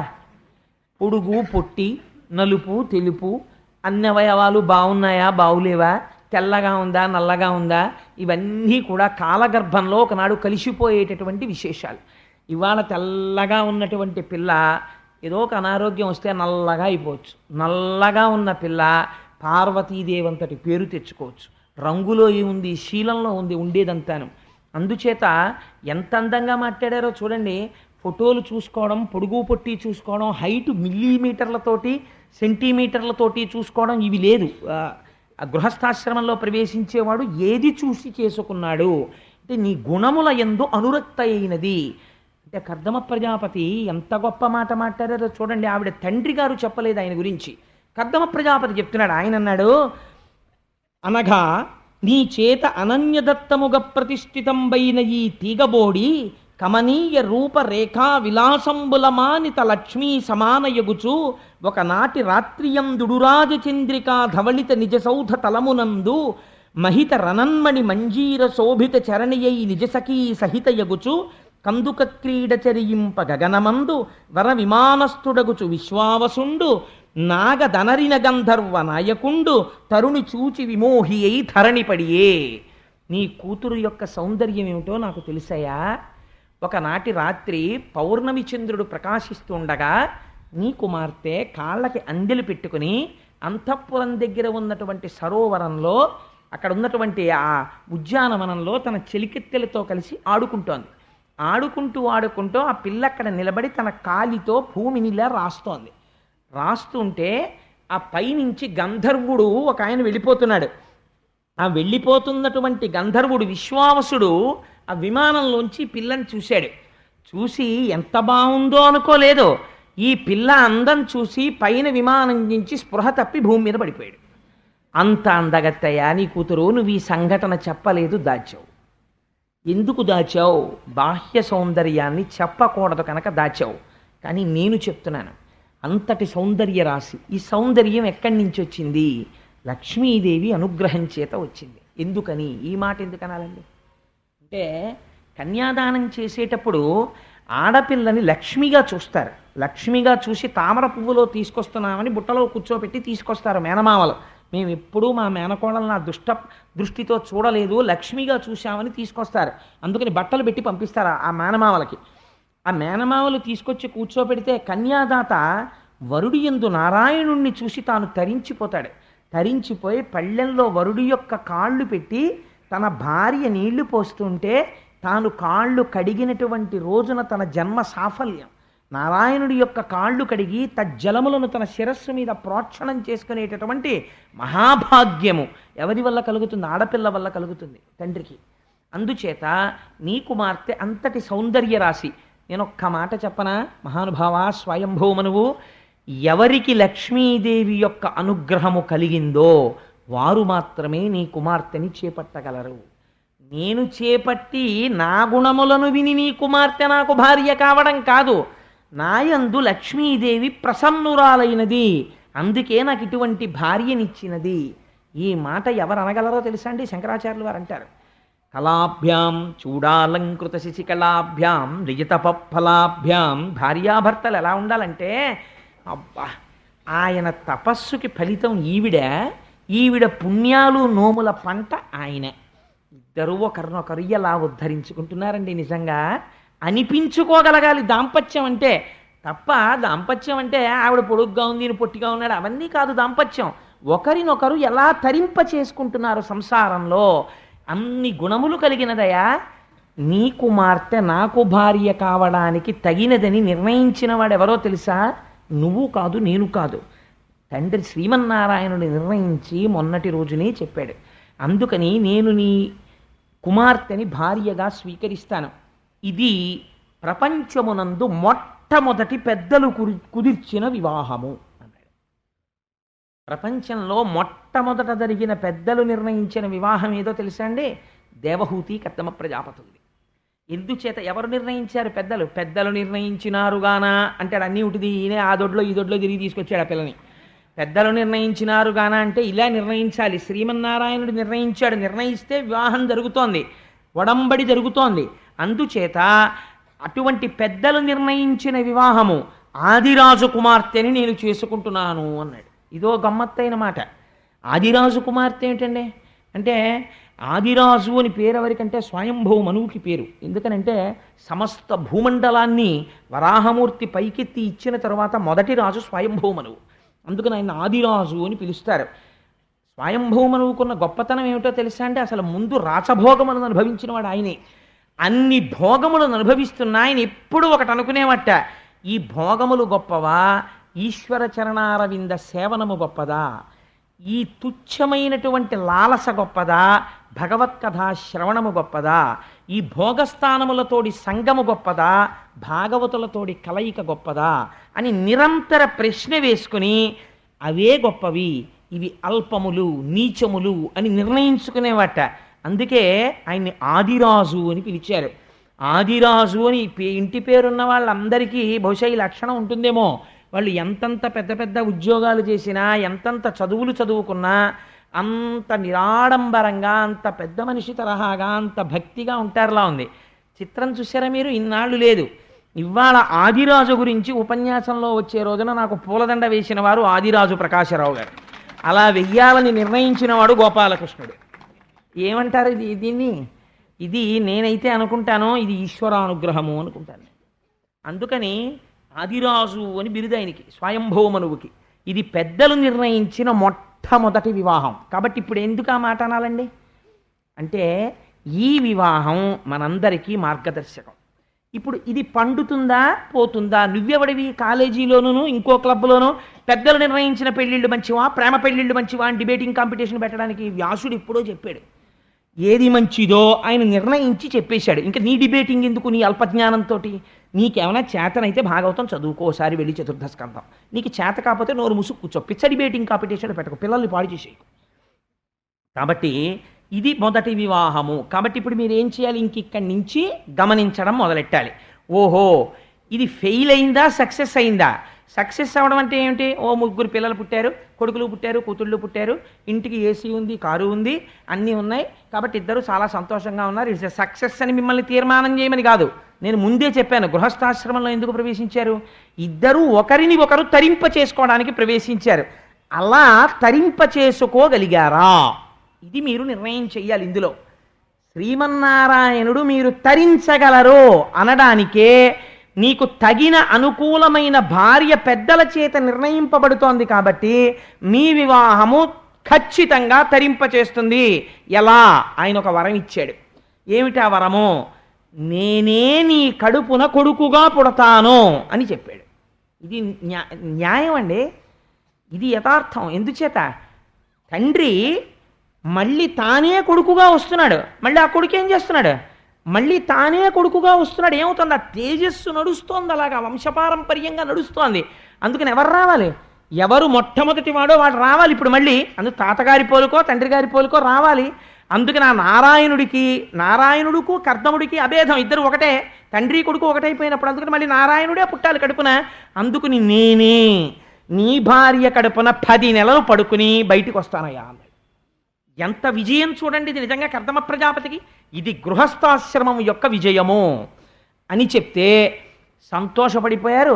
చిత్రం ఏమిటో తెలుసా అండి? స్వయంభువమనువు పిల్లనివ్వలేదు కర్దమ ప్రజాపతి. ఈయన కర్దమ ప్రజాపతిని మాటలు చెప్తే స్వయంభువమనువు ప్రపోజ్ చేస్తే ఆయన ఒప్పుకుంటే తన కూతురి వంక చూశాడు. కూతురు చాలా చిరునవ్వు నవ్వుతూ తన సంతోషాన్ని వ్యక్తం చేసింది. ఇవ్వలేదు పిల్లని. శతరూప చెయ్యి పట్టుకుని పక్కకి తీసుకెళ్ళాడు. నీకు అంగీకారమేనా అని అడిగాడు. భార్యాభర్తలంటే ఇది. ఎంత చిన్న విషయం అవనివ్వండి, అది ఆ చిన్న విషయం కూడా భార్యకి చెప్పకుండా ఉండలేక, అయ్యో దానికి చెప్పకుండా ఉండడమా అని తనకి కలిగిన చిన్న సుఖం, చిన్న దుఃఖం, చిన్న కష్టం, చిన్న సంతోషం కూడా భార్యతో చెప్పుకోవడంలో ఆనందం పొందేటట్టుగా అనువర్తించి నడిచినటువంటి భార్య, భర్తని గెలుచుకున్న భార్య స్వాధీన వల్లభ. అందుకే శంకరుడు పార్వతీదేవికి చెప్పకుండా ఎవరికీ చెప్పడేది. అలా గెలుచుకుంది ఆవిడ. అలా గెలుచుకోగలిగితే స్వాధీన వల్లభ ఆవిడ భార్య అంటే. ఆయన అసలు ఆవిడ పేరు ఉట్టినే తలుచుకుంటూ ఉంటాడు, అన్నీ చెప్తాడు. ఎందుకు అలా పసిపిల్లాళ్ళ వెళ్ళి చెప్పడం? లొంగిపోయి కాదు, ఆవిడ తనని అలా గెలుచుకుంది. ఇక్కడ సింహాసనంలో అధిష్ఠితురాలయ్యింది. తన ప్రేమతో ఆయన్ని గెలుచుకుంది. ఆయనకి మార్గదర్శకత్వం చేస్తుంది. ఆయన ఎప్పుడైనా పొరపాటు పడితే అలా చేయకండి, తప్పు, మీరు ఇలా ప్రవర్తించండి అని ఆయన జీవితాన్ని ఉద్ధరించే బాట చూపిస్తుంది. అందుకే భార్య కేవలం దాసి కాదు, కార్యేషు ఆవిడ కార్యేషు దాసి కరణేషు మంత్రి రూపేచ లక్ష్మి క్షమయా ధరిత్రి. అందుకని ఆవిడ ఎన్ని రకాలుగా సేవిస్తుందో. భార్యకున్నటువంటి స్థానం, స్త్రీకున్నటువంటి స్థానం ఎంత పరమ పవిత్రంగా ఆవిష్కరించారో చూడండి. శతరూప అంగీకరించిన తరువాత ఉత్తరక్షణ వివాహం, ముహూర్తం కుదిరింది కాబట్టి చేసేసాడు. చేసేస్తే బహుమతులు ఎవరిచ్చారో తెలుసా అండి? స్వయంభూ మనువు ఇవ్వలేదు, అత్తగారు ఇచ్చింది అల్లుడికి. ఇది ప్రేమ అంటే. మామగారు ఇవ్వడం కాదు, అత్తగారు మధుపర్కం ఇస్తుంది. మధుపర్కం ఇచ్చింది కాబట్టి అత్తగారికి అధికారం ఉంది. ఓయ్ అల్లుడు, నువ్వు ఈ స్ట్రైప్ షర్ట్ వేసుకోవాయి, బాగుంటుంది నీకు అని ఓ చొక్కా కుట్టించి ఇవ్వడానికో, లేకపోతే అల్లుడు గారు మీరు సరదాగా ఆడుకోవడానికి మీరు టైర్ అయిపోయి వస్తారు కదా, రాత్రి 10కో 11కో మా అమ్మాయితో కాసేపు రిలాక్స్ అవ్వడానికి క్యారమ్ బోర్డు ఆడుకోండి అని ఒక క్యారమ్ బోర్డు కొని ఇచ్చింది అనుకోండి అత్తగారు, పొంగిపోవాలి అల్లుడు. మా అత్తగారు ఇంత చేస్తే ఆషాఢ మాసంలో క్యారమ్ బోర్డు ఇచ్చింది అనకూడదు. నా మానసికోల్లాసానికి క్యారమ్ బోర్డు కొనిచ్చింది మా అత్తగారని పొంగిపోవాలి. ఎందుకలాగా అంటే తన కొడుకు ఎలా సంతోషించాలి, ఆడుకోవాలి, ఆనందంగా ఉండాలని చూస్తుందో అలా చూస్తుంది. మీకు చిత్రం ఏమిటో తెలుసా అండి, కర్దమ ప్రజాపతి లాంటి యోగి పురుషుడికి అత్తగారైనటువంటి శతరూప ఇచ్చిన బహుమానాల్లో ఏమున్నాయో తెలుసా? క్రీడా పరికరాలు ఉన్నాయి, ఆడుకునే ఆట వస్తువులు. అలా ఇవ్వడం ఏంటంటే అంతే, అది మొదటి వివాహం, అలా ఇవ్వాలి. అందుకని ఇవ్వవచ్చా ఏమిటండి ఇవన్నీ, అలాంటివన్నీ ఇచ్చారు అంటే నేనైతే చేస్తాను, నా కూతురు పెళ్ళైనప్పుడు సారెలో ఓ క్యారమ్ బోర్డు చెస్ బోర్డు కొనిస్తాను. ఎందుకంటే నేను కర్దమ ప్రజాపతి గురించి చదువుకున్నాను కాబట్టి. అలా ఇవ్వాలి, కాబట్టి అలా ఇవ్వడం న్యాయం. మధుపర్కం ఇచ్చిన వాళ్ళు అలా ఇవ్వాలి. అందులో నా అల్లుడు కూడా సంతోషించాలి, అతను ఉల్లాసంగా ఉండాలన్న నా కోరిక ఉంది, నా భార్య కోరిక ఉంది కదా, అందుకని ఇస్తే తప్పు లేదు. అంటే నిజంగా అసలు మన వివాహాలు ఎలా ఉండేవో, ఎంత అందంగా ఉండేవో మీరు ఒకసారి చూడండి. అందుచేత అంతవరకు చాలా మా చర్చ అక్కర్లేదు దానికి. అందుచేత దాని మీద అలాంటి క్రీడా పరికరములతో సహా ఇస్తే చాలా సంతోషించి ఆమెని అప్పజెప్పి విడిచిపెట్టి వెళ్ళలేక ఇంత స్వయంభువమనువు, ఇంత ధర్మం తెలుసున్నవాడు, ఇంత అల్లుణ్ణి పొందినవాడు కన్నుల నీరు పెట్టుకుని భారమైన గుండెలతో వెనక్కి తిరిగి చూస్తూ వెళ్ళలేక వెళ్ళేట. మీకు శాస్త్రంలో ఒక గొప్ప రహస్యం చెప్పనండి. పుట్టింట్లో ఉండగా ప్రేమ తల్లిది, నిజంగా కూతురు అత్తవారింటికి వెళ్ళేటప్పుడు నిజమైన శోకం గుండెల్లోంచి బయటకు వచ్చే బడబాగ్ని తండ్రిది. ఏడవలేక అంటే అప్పగింతల పీటల మీద లోపలికెళ్ళి కళ్ళ నీళ్లు తుడుచుకుని ముక్కు చీదుకుంటుంటే బాత్రూంలోకి వెళ్ళి, ఏమిటండి అన్ని చెప్తారు మీరు భలేవరే, ఆ ఏడవడం ఏంటి తప్పు కదా, మీరు మగవారు కన్నమ్మని నీళ్ళు రావచ్చా అంటారు. ఆడపిల్ల వెళ్ళిపోతుంటే తండ్రి అంత బెంగ పెట్టుకుంటాడు, పైకి చెప్పుకోలేడు కానీ అన్నం తినడు. వెళ్ళిపోతుంది అన్న ఆలోచన వస్తేనే అబ్బా ఎందుకు లేదు అంత తొందరగా పెళ్ళి అనిపించి వాయిదా వేసేద్దాం అనిపిస్తుంది. ఆడపిల్లని పంపడం అంటే అంత కష్టంగా ఉంటుందండి, తండ్రికి అంత బెంగగా ఉంటుంది. మీరు లక్ష్మీ కళ్యాణంలో విందురు కానీ సముద్రుడు ఎంత బాధపడ్డాడో ఎదరొస్తుంది కదా ఇంకొక వారం రోజుల్లో అసలు లక్ష్మీ కళ్యాణం, అప్పుడు చూద్దురు కానీ దాని అందం ఏమిటో అసలు. సరే, అందుచేత ఇంతటి స్వయంభవమనువు బెంగ పెట్టుకుని వెనక్కి తిరిగి వెళ్ళేట. మొదటి వివాహం ఎలా ఉండాలో అలాగే వర్ణించారు. తిరిగి వెళ్ళిపోతుంటే ఆయన వెళ్ళిపోతూ సరస్వతీ నదీ తీరంలో ఉన్నటువంటి మహాపురుషులందరినీ సేవిస్తూ తిరిగి వెళ్ళిపోయాడు. వెళ్ళిపోతే ఆయన రాజధాని పేరు బర్హిష్మతి. అదో విచిత్రమైన ఊరు. దానికి బర్హిష్మతి అన్న పేరు ఎందుకు వచ్చిందో తెలుసా అండి? ఏ పేరు అనవసరంగా పెట్టరు మన వాళ్ళు. యజ్ఞవరాహమూర్తి నీటిలోంచి భూమిని పైకి తీయడం కోసమని నీటిలో తన యొక్క ముట్టె పెట్టి చాలాసేపు వెతికాడు. ఆ వెతకడంలో ఆయన ఒంటి మీద ఉన్నటువంటి వెంట్రుకలు నానిపోయి, బాగా నానిపోయిన తర్వాత భూమి దొరకక ఆ వెతుకుతూ ఒకసారి తల పైకి పెట్టి ఇలా విదుపుతుండేవాడు. ఆ విదుపుతున్నప్పుడు ఒంటి మీద నానిపోయిన వెంట్రుకలు కొన్ని ఎగిరి పడ్డాయి. అవి పడిన ప్రదేశం ఏదో దాని పేరు బర్హిష్మతి. ఆ పడిపోయిన వెంట్రుకలు భూమిలోకి వెళ్ళి అందులోంచి దర్భలు పైకి వచ్చాయి. ఆ దర్భలు ఇప్పటికీ ఆకుపచ్చగానే ఉంటాయి అక్కడ. ఆకుపచ్చని ఆ దర్భలతో నిరంతర యజ్ఞయాగాదులు చేసి శ్రీహరిని ఆరాధించేవాడు స్వయంభవమనువు. అటువంటి పట్టణం కనుక దానికి బర్హిష్మతి అని పేరు. అటువంటి పట్టణాన్ని రాజధానిగా చేసుకుని స్వయంభవమనువు పరిపాలిస్తున్నాడు. అంటే ఎంత వైదిక కర్మాచరణము కలిగిన వాడో, ఎంతటి ఈశ్వర సంబంధం ఉన్నటువంటి ప్రదేశమునందు ఆయన ఉన్నటువంటి వాడో మీరు ఆలోచించండి. సరే, అందుచేత కొంతకాలం అయిపోయింది. ఈవిడ మహాసౌందర్య రాశి. ఒక్క మాట మీరు అర్థం చేసేసుకున్నారు కదండి. విశ్వవసు అంతటి వాడు ఆకాశంలోంచి కింద పడిపోయాడు స్పృహ తప్పి. అంతటి అందగత్తె ఈవిడ కర్దమ ప్రజాపతిని సేవిస్తోంది. నేను ఇవాళ రేపు జరుగుతున్న పెళ్ళిళ్ళ గురించి చెప్పను, ఎందుకంటే భాగవతం చెప్తున్న నోటితో అవి చెప్పడం నాకు అసహ్యం. కానీ మీరు ఒకటి ఆలోచించండి, ఇంత సౌందర్య రాశి అయిన భార్య భర్తకి ఉపచారం చేస్తోంది. ఆయన ఏం చేస్తున్నాడు? తపస్సు పాటిస్తున్నాడు, నియమములు పాటిస్తున్నాడు. భర్త తపస్సు పాటించి నియమములు పాటిస్తే భార్య ఏం చెయ్యాలి? ఆవిడ అవే పాటించాలి. ఆయన భూశయనం చేస్తున్నాడు, ఆవిడ భూశయనం చేస్తోంది.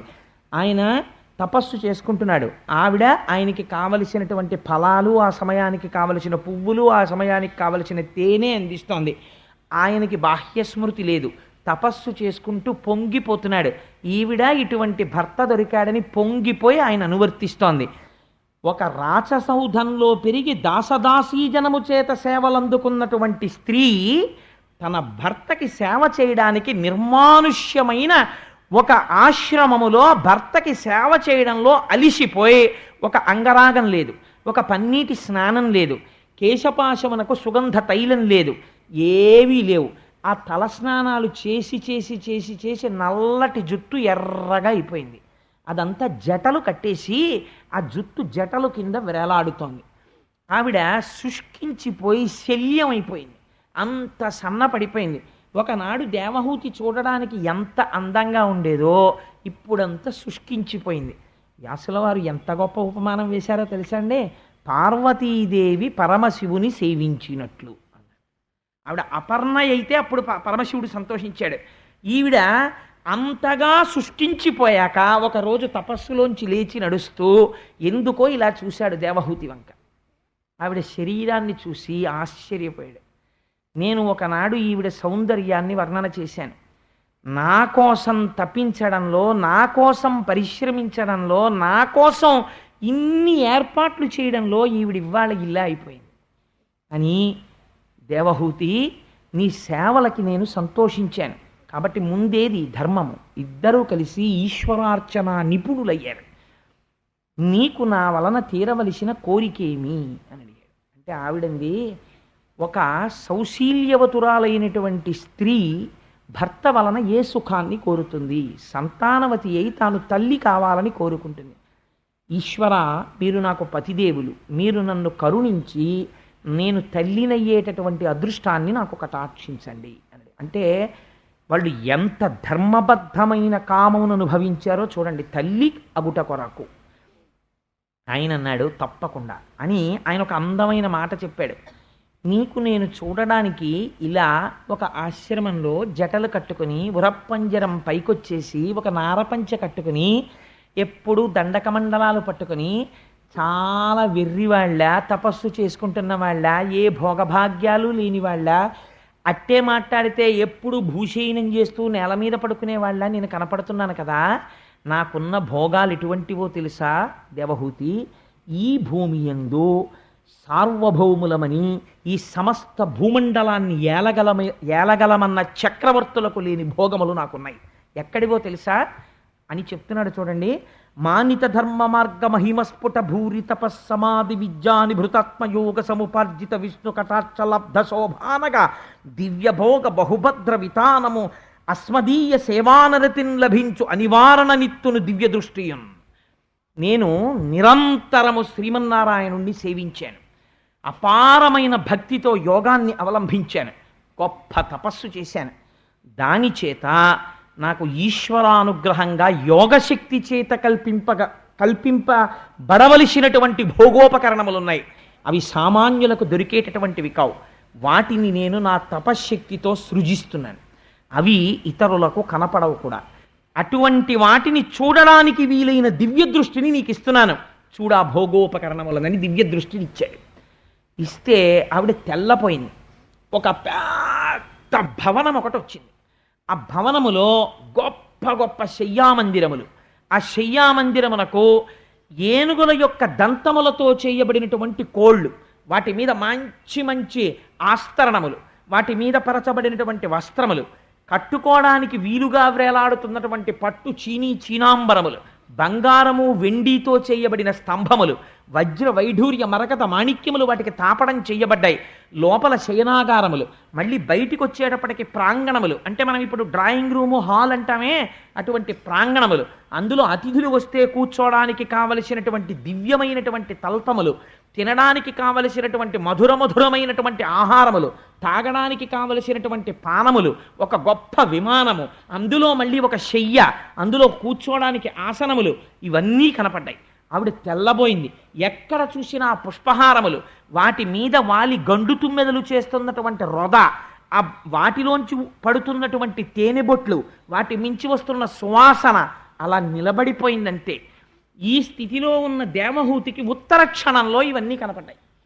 కనబడితే కర్దమ ప్రజాపతి అన్నాడు, దేవహూతి, అదిగో బిందు సరోవరం, అందులో దిగి స్నానం చేసి బయటికి రా అన్నాడు. ఒక్కసారి ఆ శ్రీమన్నారాయణుడి కంటి వెంట పడిన ఆనంద బాష్పముల చేత ఏర్పడిన బిందు సరోవరమునందు ఆ దేవహూతి దిగి స్నానం చేసి పైకొచ్చింది. వచ్చేటప్పటికి పూర్వం దేవహూతి ఎంతటి సౌందర్యంతో ఉండేదో దానికి 10,000 రెట్ల సౌందర్యాన్ని పొందింది. అక్కడ ఒక 1000 మంది దివ్యమైన కాంతలు కనపడ్డారు. వాళ్ళు వచ్చి ఆవిడికి పట్టుపుట్టములు కట్టి అంగరాగముల నలది ఆవిడికి చక్కటి కేశపాశమును ముడివేసి అందులో రకరకాలైన పువ్వులు పెట్టి రకరకాలైన హారములను అలంకరించి ఒక నిలువుటద్దం పట్టుకొచ్చి ఆవిడ ముందు పెట్టి అమ్మ చూసుకోని సోయగం అన్నారు. అద్దంలో దేవహూతి తన సోయగాన్ని తాను చూసుకుని వెంటనే తన భర్తని స్మరించినది. ఎంత ధర్మం ఉందో చూడండి అందులో. అంతకన్నా నేను వ్యాఖ్యానం చేయక్కర్లేదు.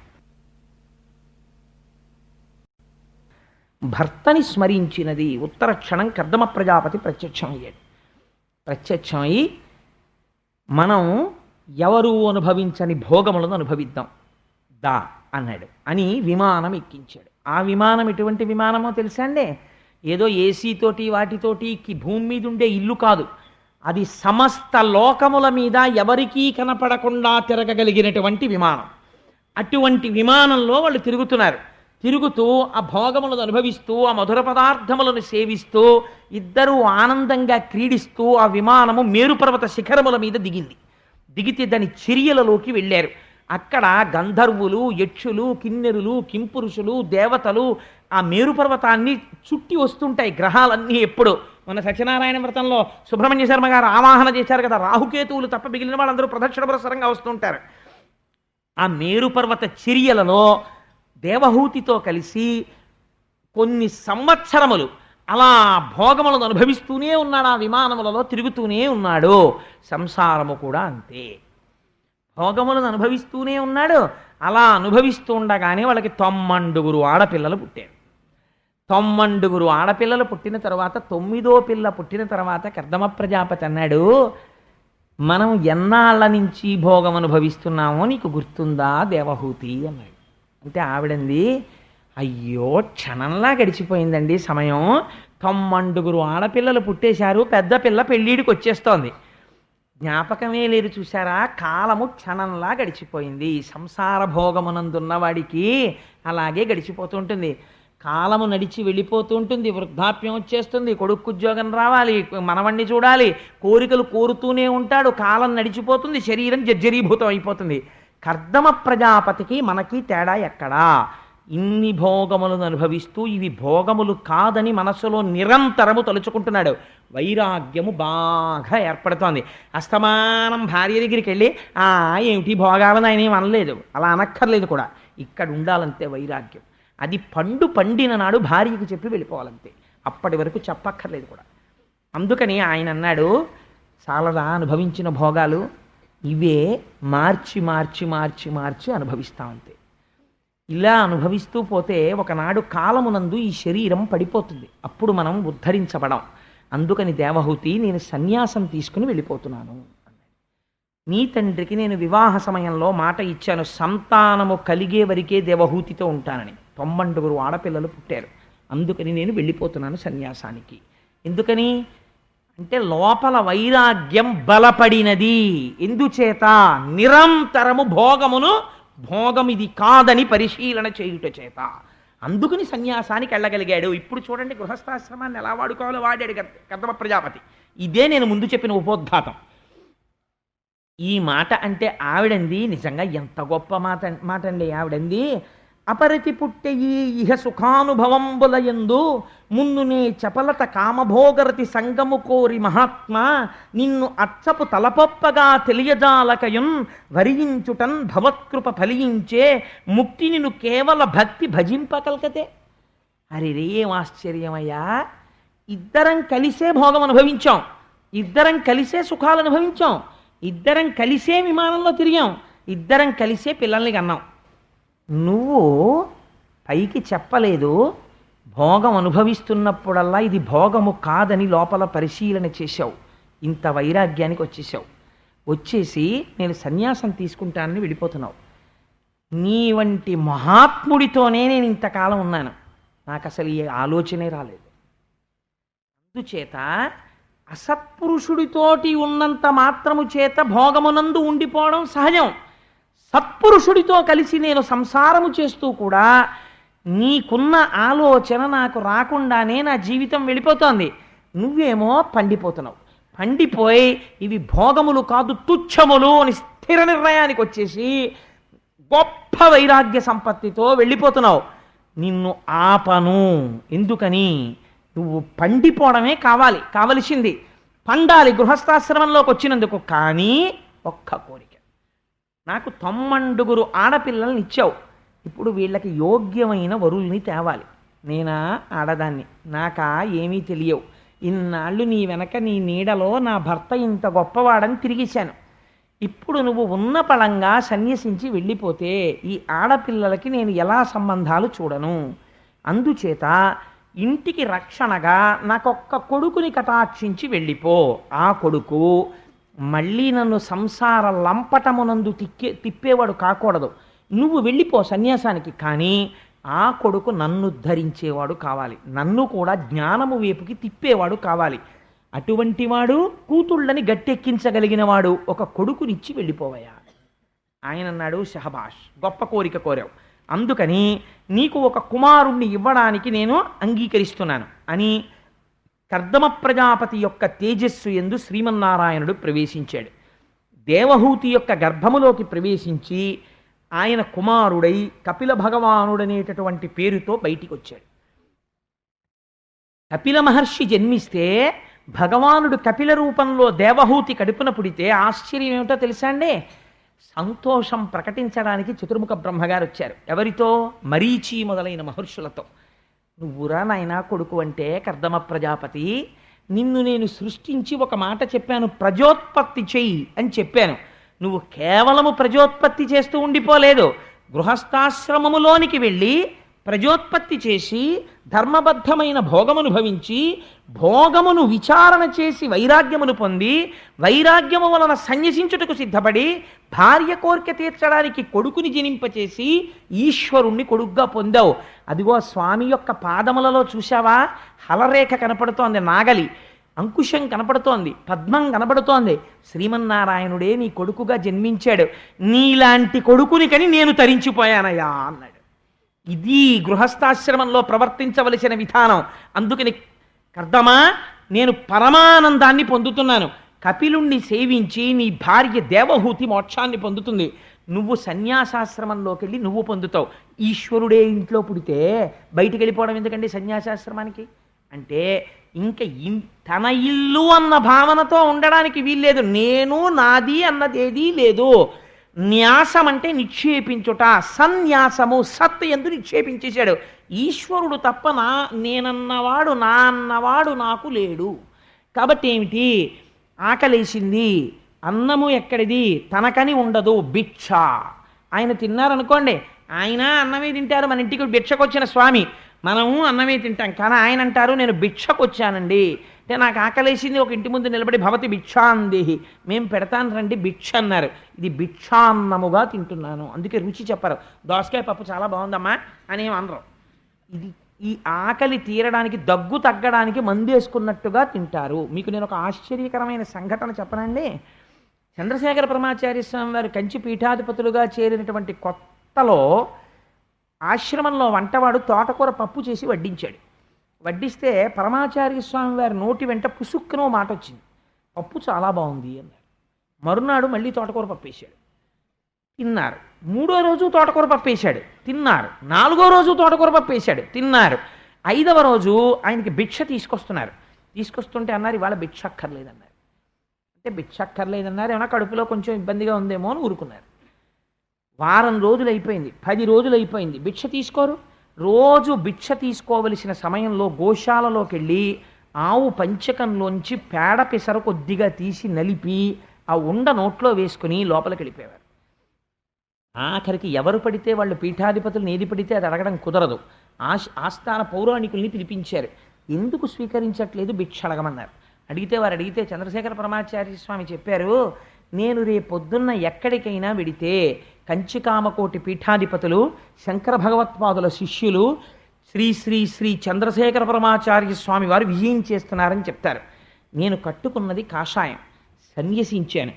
ఒక తోటకూర పప్పు రుచికి లొంగిపోయి నేను ఈ జిహ్వతో ఆ పప్పు బాగుంది అన్నాను. ఈ నాలుకతో తోటకూర పప్పు రుచికి లొంగినటువంటి నేను రేపు ప్రజానీకానికి ప్రతి ఊరు వెళ్ళి మీరు ఇంద్రియాల్ని నిగ్రహించుకోండి అని అనుగ్రహ భాషణం చెయ్యనా? ఏ నాలుక పప్పు రుచికి లొంగిందో దాన్ని ఆవు పేడతో శుద్ధి చేస్తున్నాను 11 రోజులు, అందుకని ముట్టన పదార్థం అన్నారు. ఇది మహాపురుషులంటే అంత జాగ్రత్తగా ఉంటారండి. ఒక మాట అంటే ఇంద్రియాలను నిగ్రహించుకోవడం అంటే అంత జాగ్రత్తగా ఉంటుంది, అంత తేలిక కాదు అది. కాబట్టి మహానుభావుడు ఆ కపిల మహర్షి జన్మిస్తే నమస్కరించి చతుర్ముఖ బ్రహ్మగారు పొంగిపోయారు. పొంగిపోతే ఆయన వెళ్ళిపోయిన తరువాత కర్దమ ప్రజాపతి తనకు కలిగినటువంటి 9 మంది కుమార్తెల్ని ఎవరికిచ్చి దానం చెయ్యాలి అంటే, మళ్ళీ ఇంటి పెద్దగారు తండ్రి గారు బతికున్నాడు ఇంకా చతుర్ముఖ బ్రహ్మగారు, ఆయన పేరు మీద పడుతోంది శుభలేఖ. ఆయన నిర్ణయించవలసిన వాళ్ళు ఇంటి పెద్ద ఆయనకి చెప్పాలి, నాన్నగారు ఎవరికి ఇవ్వనండి మా పిల్లల్ని అని అడగాలి. ఒరే ఫలానా అన్న వాళ్ళకి ఇవ్వరా అని ఆయన అనుభవంతో చెప్పాలి. గృహస్థాశ్రమం ఎలా ఉంటుందో కర్దమ ప్రజాపతి జీవితం అలాగే ఉంటుంది. చతుర్ముఖ బ్రహ్మగారు చెప్పారు, నీకు కలిగిన 9 పిల్లల్ని 9 ఋషులకిచ్చి పెళ్లి చేయి అన్నారు. అంటే మరీచి మహర్షికి కళ అనబడే కుమార్తెనిచ్చారు. అత్రి మహర్షికి అనసూయనిచ్చి వివాహం చేశారు. అంగీరసునకు శ్రద్ధ అనబడేటటువంటి అమ్మాయినిచ్చి పెళ్లి చేశారు. పులశ్చనకు హవిర్భవు అనబడేటటువంటి అమ్మాయినిచ్చి పెళ్లి చేశారు. పులహునకు గతి, క్రతువునకు క్రియ, భృగువుకు ఖ్యాతి, వశిష్ఠునకు అరుంధతి, అధుర్వునకు శాంతి. 9 ఋషులకి 9 కన్యల్నిచ్చి కన్యాదానం చేశాడు. చేసిన తర్వాత తను సన్యసించి వెళ్ళిపోయే ముందు లోపలికి వెళ్ళి చంటి పిల్లవాడు ఆ పడుకునున్నాడు కపిలుడు, ఆయన ఎవరో కర్దముడికి తెలుసు. అందుకని చంటి పిల్లవాడిగా ఉన్నటువంటి పిల్లడి ముందు తండ్రి నమస్కరించి స్తోత్రం చేస్తున్నాడు. మహానుభావా, మీరు ఎందుకు జన్మించారో నాకు తెలుసు. మీరు శ్రీమన్నారాయణుడు, నన్ను ఉద్ధరించడానికి జన్మించారు. నాకు పితృరుణం తీరదు కొడుకు పుట్టకపోతే, అందుకని కొడుకుగా పుట్టి నన్ను పితృరుణం నుంచి ఉద్ధరించారు. అసలు మీ యొక్క సౌజన్యానికి హద్దు లేదు తండ్రి, మీకు నమస్కారం అన్నాడు. అంటే ఆయన అన్నారు, నా చేత పూర్వంబునందు ప్రతిశ్రుతమైన వచనములు తప్పక వర మునీంద్రని ఇంట పుట్టితి, నిర్హేతుక స్థితి భూరి దయాగుణంబున అవాప్త సకల కాముండ నేను సన్మునివేషంబు ధరించుటెల్ల నా కొరకు కాదు, విను మహాత్ములకైన మునులకు పరమాత్మ గురు సద్వివేకంబు సరసి చూపు తత్వబోధంబు కొరకును తల్పబడిన అంచిత వ్యక్త మార్గమైనట్టి దేహమని తలంపము మత్పదధ్యాన శక్తి ధీపరాయణ మహిమంబు తేజరిల్లా. ఇతపూర్వం నేను ఒకసారి ఈ భూమండలం మీద జన్మించి సాంఖ్యం అనేటటువంటి వేదాంతాన్ని బోధ చేశాను. సాంఖ్యం అంటే తత్వం ఎన్ని రకాలుగా ఉంటుందో చెప్పడం, ఆ సంఖ్యతో నిర్ణయించి చెప్పడం. ఆ సాంఖ్యము చెప్పాను, కానీ లోకం మరిచిపోయింది. మళ్ళీ సాంఖ్యము చెప్పడం కోసం నీకు కొడుకుగా పుట్టాను, నీకు మాట ఇచ్చాను నీకు కొడుకుగా పుడతానని, మాట తప్పలేదు, నీకు కొడుకుగా పుట్టాను. నాయనా నువ్వు సన్యసించి వెళ్ళిపో, నువ్వు మోక్షాన్ని పొందుతావు అంటే ఆయన అన్నారు, నా భార్య నీకు తల్లి అయినటువంటి దేవహూతిని స్వామి నువ్వు ఉద్ధరించాలన్నారు. తప్పకుండా ఉద్ధరిస్తానన్నారు. పెరిగి పెద్దవాడయ్యాడు కపిల మహర్షి, తపస్సు చేసుకుంటున్నాడు ఆ బిందు సరోవరంలో కూర్చుని. ఆ 9 పిల్లల పెళ్ళిళ్ళు అయిపోయాయి. మహానుభావుడిచ్చినటువంటి భోగోపకరణములన్నీ ఎక్కడున్నాయో తెలుసా అండి? కర్దమ ప్రజాపతి ఇచ్చిన భోగోపకరణములు అక్కడే ఉన్నాయి. అన్ని భార్యకిచ్చి వెళ్ళాడు. ఇన్ని భోగోపకరణముల మీద వైరాగ్యం పుట్టింది భర్త వెళ్ళిపోగానే. నా భర్త అంతటి స్థితిని పొందాడు, నేను ఇంకా ఈ సంసార లంపటమునందు పడిపోయి ఉండిపోయాను, నేను కూడా ఉద్ధరింపబడాలి. అందుకని ఇప్పుడు దేవహూతి కపిల మహర్షి దగ్గరికి వెళ్ళింది, కొడుకు దగ్గరికి వెళ్ళి ఎంత గొప్ప మాట చెప్పిందో చూడండి. భూరి మదీయ మోహ తమముం బెడబాప సమర్థులన్యులెవ్వారలు నీవు కాక నిరవజ్య నిరంజన నిర్వికార సంసార లతా లవిత్ర భుధసత్తమ సర్వశరణ్య ధర్మ విస్తారక సర్వలోక శుభదాయక నిత్య విభూతి నాయక. ఇది సంసారంలో ఉన్నవాడు ఒక స్థితికి వెళ్ళిన తరువాత అడగవలసిన మాట. నేను ఇంతకాలం మొహాంధకారంలో పడిపోయాను, ఈ ఇంద్రియముల యొక్క సుఖములే సుఖములు అనుకుని ఈ సంసారమునందు ఉండిపోయాను. నీ తండ్రి సంసార సుఖములను అనుభవిస్తూ వైరాగ్య సంపత్తిని పొంది సన్యసించి వెళ్ళిపోయాడు. కాలమునందు నాకు కూడా సమయం అయిపోతోంది, నేను ఏది తెలుసుకుని మోక్షమును పొందాలో అటువంటి తత్వమును నాకు బోధ చెయ్యి అని అడిగింది.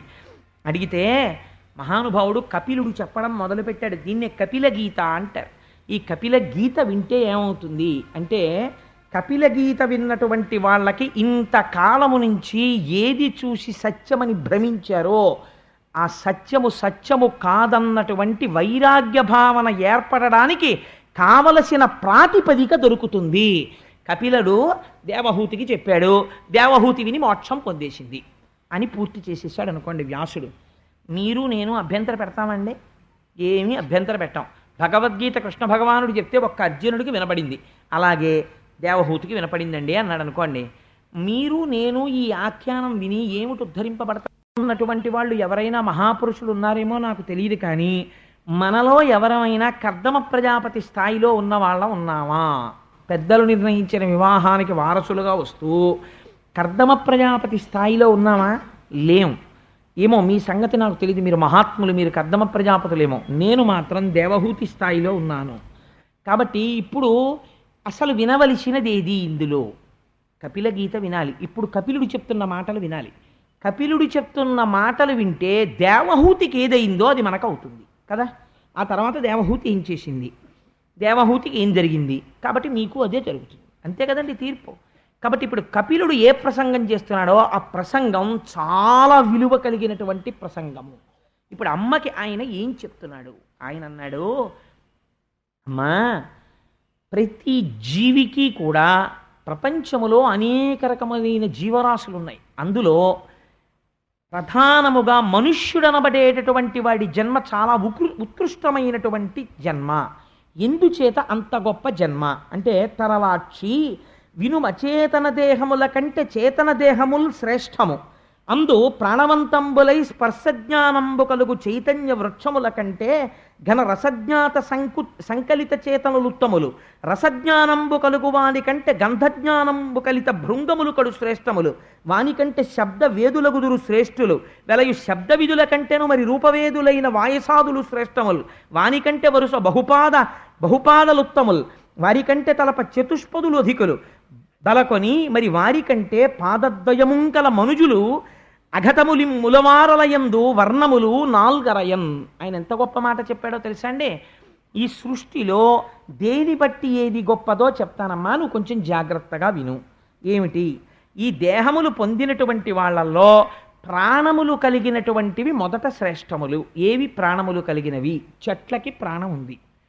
చెట్లకి ప్రాణం ఉన్నా చెట్ల కన్నా గొప్పతనం ఉన్నదోటి ఉంది ప్రాణం ఉండి. ఎందుచేత అది గొప్పది అంటే, స్పర్శజ్ఞానము కలుగుట చేత వృక్షముల కంటే స్పర్శజ్ఞానం ఉన్నది గొప్పది. చెట్టుని పట్టుకుని మీరు నరికేస్తున్నారనుకోండి, స్పర్శజ్ఞానం ఉంటుంది, తెగుతూ ఉంటుంది. కానీ స్పర్శజ్ఞానం ఉన్నంత మాత్రాన నిజంగా స్పర్శజ్ఞానం ఉండి తెగిపోయి నరకపడుతుంటే దానికి ప్రాణమైతే ఉంది, కానీ ఆ నరకబడుతున్నప్పుడు దాని యందు విశేషమైనటువంటి ఖేదమో అరుపో బాధో కలుగుతుందని మీరు అనలేరు. ప్రాణము మాత్రం ఉన్నది. స్పర్శజ్ఞానమున్నది ఎవరికి ఉన్నది అంటే, దీనికన్నా స్పర్శజ్ఞానము ఉన్న ప్రాణి ఏది ఉన్నదో అది ఉత్కృష్టము. అంటే చెట్టుకి లేదు, కానీ చెట్టు కన్నా ఒక బర్రె అలా వెళ్ళిపోతూ ఆ చెట్టుకేసి ఇలా ఒరుసుకుంటే నా దురద తీరుతుంది అనుకుందనుకోండి, స్పర్శజ్ఞానం ఉంది కాబట్టి ఆ ప్రాణి గొప్పది. స్పర్శజ్ఞానం ఉన్నదానికన్నా కూడా ఏది గొప్పది అంటే, రసజ్ఞానము కలిగినది గొప్పది. రుచి కూడా చెప్పగలిగిన ప్రాణి ఉంటే అది గొప్పది. రుచి కూడా చెప్పగలిగినటువంటి జ్ఞానము కంటే వాసన కూడా చెప్పగలిగినటువంటి భృంగములు గొప్పవి. అందుకే సువాసన కలిగిన చోటికి సీతాకోక చిలుకలు ఎగురుతాయి. అందుకని సువాసనని పసిగట్టగలిగినటువంటి భృంగములు గొప్పవి. దానికన్నా ఏది గొప్పది? శబ్దమును వినగలిగినటువంటి వాయసాదులు అంటే పక్షులు మొదలైనవి గొప్పవి. చప్పుడైతే అది ఇలా అంటుంది అని, చిన్న చప్పుడైతే ఎగిరిపోతుంది కాబట్టి అది చప్పుడికి ప్రతిస్పందిస్తోంది. శబ్దమును వినగలిగినది గొప్పది. శబ్దమును వినగలిగిన దానికన్నా ఏది గొప్పది? అనేక పాదములు ఉన్నది గొప్పది. అదేమిటంటే అనేక పాదములు ఉన్నది ఉంటుందా అంటే ఉంటుంది. 8 పాదములు ఉన్నది ఒకటి ఉంది ప్రపంచంలో, శరభం అంటారు, అది గొప్పది. దానికన్నా ఏది గొప్పది? 4 పాదములుండి సాధుత్వము కలిగినది గొప్పది. ఆవు, గేదె, గొర్రె, మేక ఇలాంటివి. 4 పాదములున్న కన్నా ఏది గొప్పది? 2 పాదములు ఉన్న మనిషి గొప్పవాడు. 2 పాదములున్న మనిషి సృష్టి యందు చాలా గొప్పవాడు. కానీ పాడైపోవడానికి కారణం ఏమిటో తెలుసా అమ్మా? నేను చెప్పేస్తాను, నువ్వు జాగ్రత్తగా వింటే నీకు అర్థమైపోతుంది అన్నాడు. ఇది సాంఖ్యం కదండి. ఆయన ఒక మాట చెప్పాడు, అసలమ్మా ఉన్నది ఈశ్వరుడు ఒక్కడే. ఆయనని ఏమని పిలుస్తారో తెలుసా? పురుషుడు అని పిలుస్తారు. ఆయన ఎక్కడుంటాడు? ఇక్కడ ఉంటాడు. ఆయన ఏం చేశాడంటే తను అర్థం కాకుండా ఉండడం కోసం త్రిగుణములతో కూడిన మాయా అన్న దానిని సృష్టించాడు. ఈ మాయలోంచి 24 తత్వములు వచ్చాయి. ఎంత గొప్ప గీత చెప్పేస్తున్నాడో చూడండి. 24 తత్వములు బయటికి వచ్చాయి. అందుకే సాంఖ్యం అని పేరు దానికి. 24 ఏమిటి? 5 మహాభూతములను సృష్టించాడు ముందు. అవే పృథివీ, ఆపస్, తేజో, వాయు, ఆకాశములు. ఈ 5ంటిని సృష్టించాడు ముందు. పృథివీ అంటే మట్టి, ఆపస్ నీరు, వాయువు గాలి, తేజస్ అగ్ని, ఆకాశము అంతటా నిండి ఉంటుంది. వీటికి కొన్ని లక్షణములను ఇచ్చాడు. ఈ లక్షణములను దాటడానికి వీల్లేదు. ఇది ఈశ్వర శాసనం. పృథివికి ఏ లక్షణం ఇచ్చాడో తెలుసా? అసలు మాయ అంతా ఎక్కడుంటుంది? పృథివిలోనే ఉంటుంది. ఏమిటో తెలుసా అండి పృథివికి ఉన్న గొప్పతనం? పృథివి మిగిలినటువంటి భూతములకన్నింటికీ ఆశ్రయం అవుతుంది. నీరు నిలబడాలి, ఎక్కడ నిలబడాలి? భూమి మీద నిలబడాలి. అగ్ని వెలగాలి, దేని మీద వెలగాలి? భూమి మీద వెలగాలి. గాలి వీచాలి, భూమి మీద వీచాలి. అన్ని భూతములకు భూమి ఆధారముగా ఉంటుంది. పృథివీకున్న గొప్పతనం ఏమి? ఒకే పృథివీ వికారమును చెందుతుంది. ఒక మట్టి, ఇంత మట్టి తీసుకుని కుమ్మరివాడు ఏం చేస్తాడంటే పెళ్లి కూతురు బొమ్మ చేస్తాడు. ఇంత మట్టి తీసుకుని పెళ్లి కొడుకు బొమ్మ చేస్తాడు. అక్కడ ఉన్న పిల్లవాడు ఒకడు వచ్చి అంటాడు, నాన్నగారండి నాన్నగారండి ఈయన మగపిల్లాడండి, నాన్నగారండి నాన్నగారండి ఇది ఆడపిల్లండి అంటాడు. ఆడపిల్ల మగపిల్లవాడు, స్త్రీ పురుషుడు, ఈ భేదము దేని వలన వచ్చినది? మీరు దీన్ని కొంచెం జాగ్రత్తగా అర్థం చేసుకుంటే అందులో వైరాగ్యం వచ్చేస్తుందండి. ఆశ్చర్యం. ఎక్కడొచ్చినది? ఒకే పృథివీ చిన్న చిన్న వికారములు చెందినది, చిన్న మార్పు చెందిందంతే. శరీరములు రెండూ ఒకటే. పృథివితో చేయబడిన శరీరాలు రెండూ ఒకలాగే ఉంటాయి. ఏదో కొద్దిగా 1-2 చోట్ల మార్పు చెందుతుంది అంతే. పృథివి మార్పు చెందింది కాబట్టి తన జీవితం అంతా నాశనం చేసేసుకుంటున్నాడు వ్యామోహంలో ఒకడు. ఏం ఆశ్చర్యమమ్మా! ఇది పృథివీ వికారము. ఈ పృథివీకి ఉన్న గొప్పతనం ఏమిటో తెలుసా? అంతటా ఉన్న ఆకాశమును ముక్కలైనట్టు చూపిస్తుంది. మీరు ఒక కుండ పెట్టారనుకోండి, కుండలో ఆకాశం ఉంటుంది. మీరు గది కట్టారనుకోండి, గదిలో ఆకాశం ఉంటుంది. గోడలు తీసేస్తే మళ్ళీ అనంత ఆకాశం అయిపోతుంది. కుండ పగిలిపోతే ఆకాశం అయిపోతుంది. ఘటాకాశం, మఠాకాశం ఇలా ఉంటుంది. నీరేం చేస్తుంది? తడుపుతుంది, మెత్తతనాన్ని తీసుకొస్తుంది, దాహం తీరుస్తుంది. అగ్ని ఏం చేస్తుంది? ఎండింప చేస్తుంది, కాలుస్తుంది, దాహం వేసి ఆకలేసేటట్టు చేస్తుంది. వాయువు ఏం చేస్తుంది? ఇక్కడ అక్కడ అని లేకుండా చొరబడగలదు. ఒక చోటు నుంచి ఒక చోటుకి వెళ్ళిపోతుంది.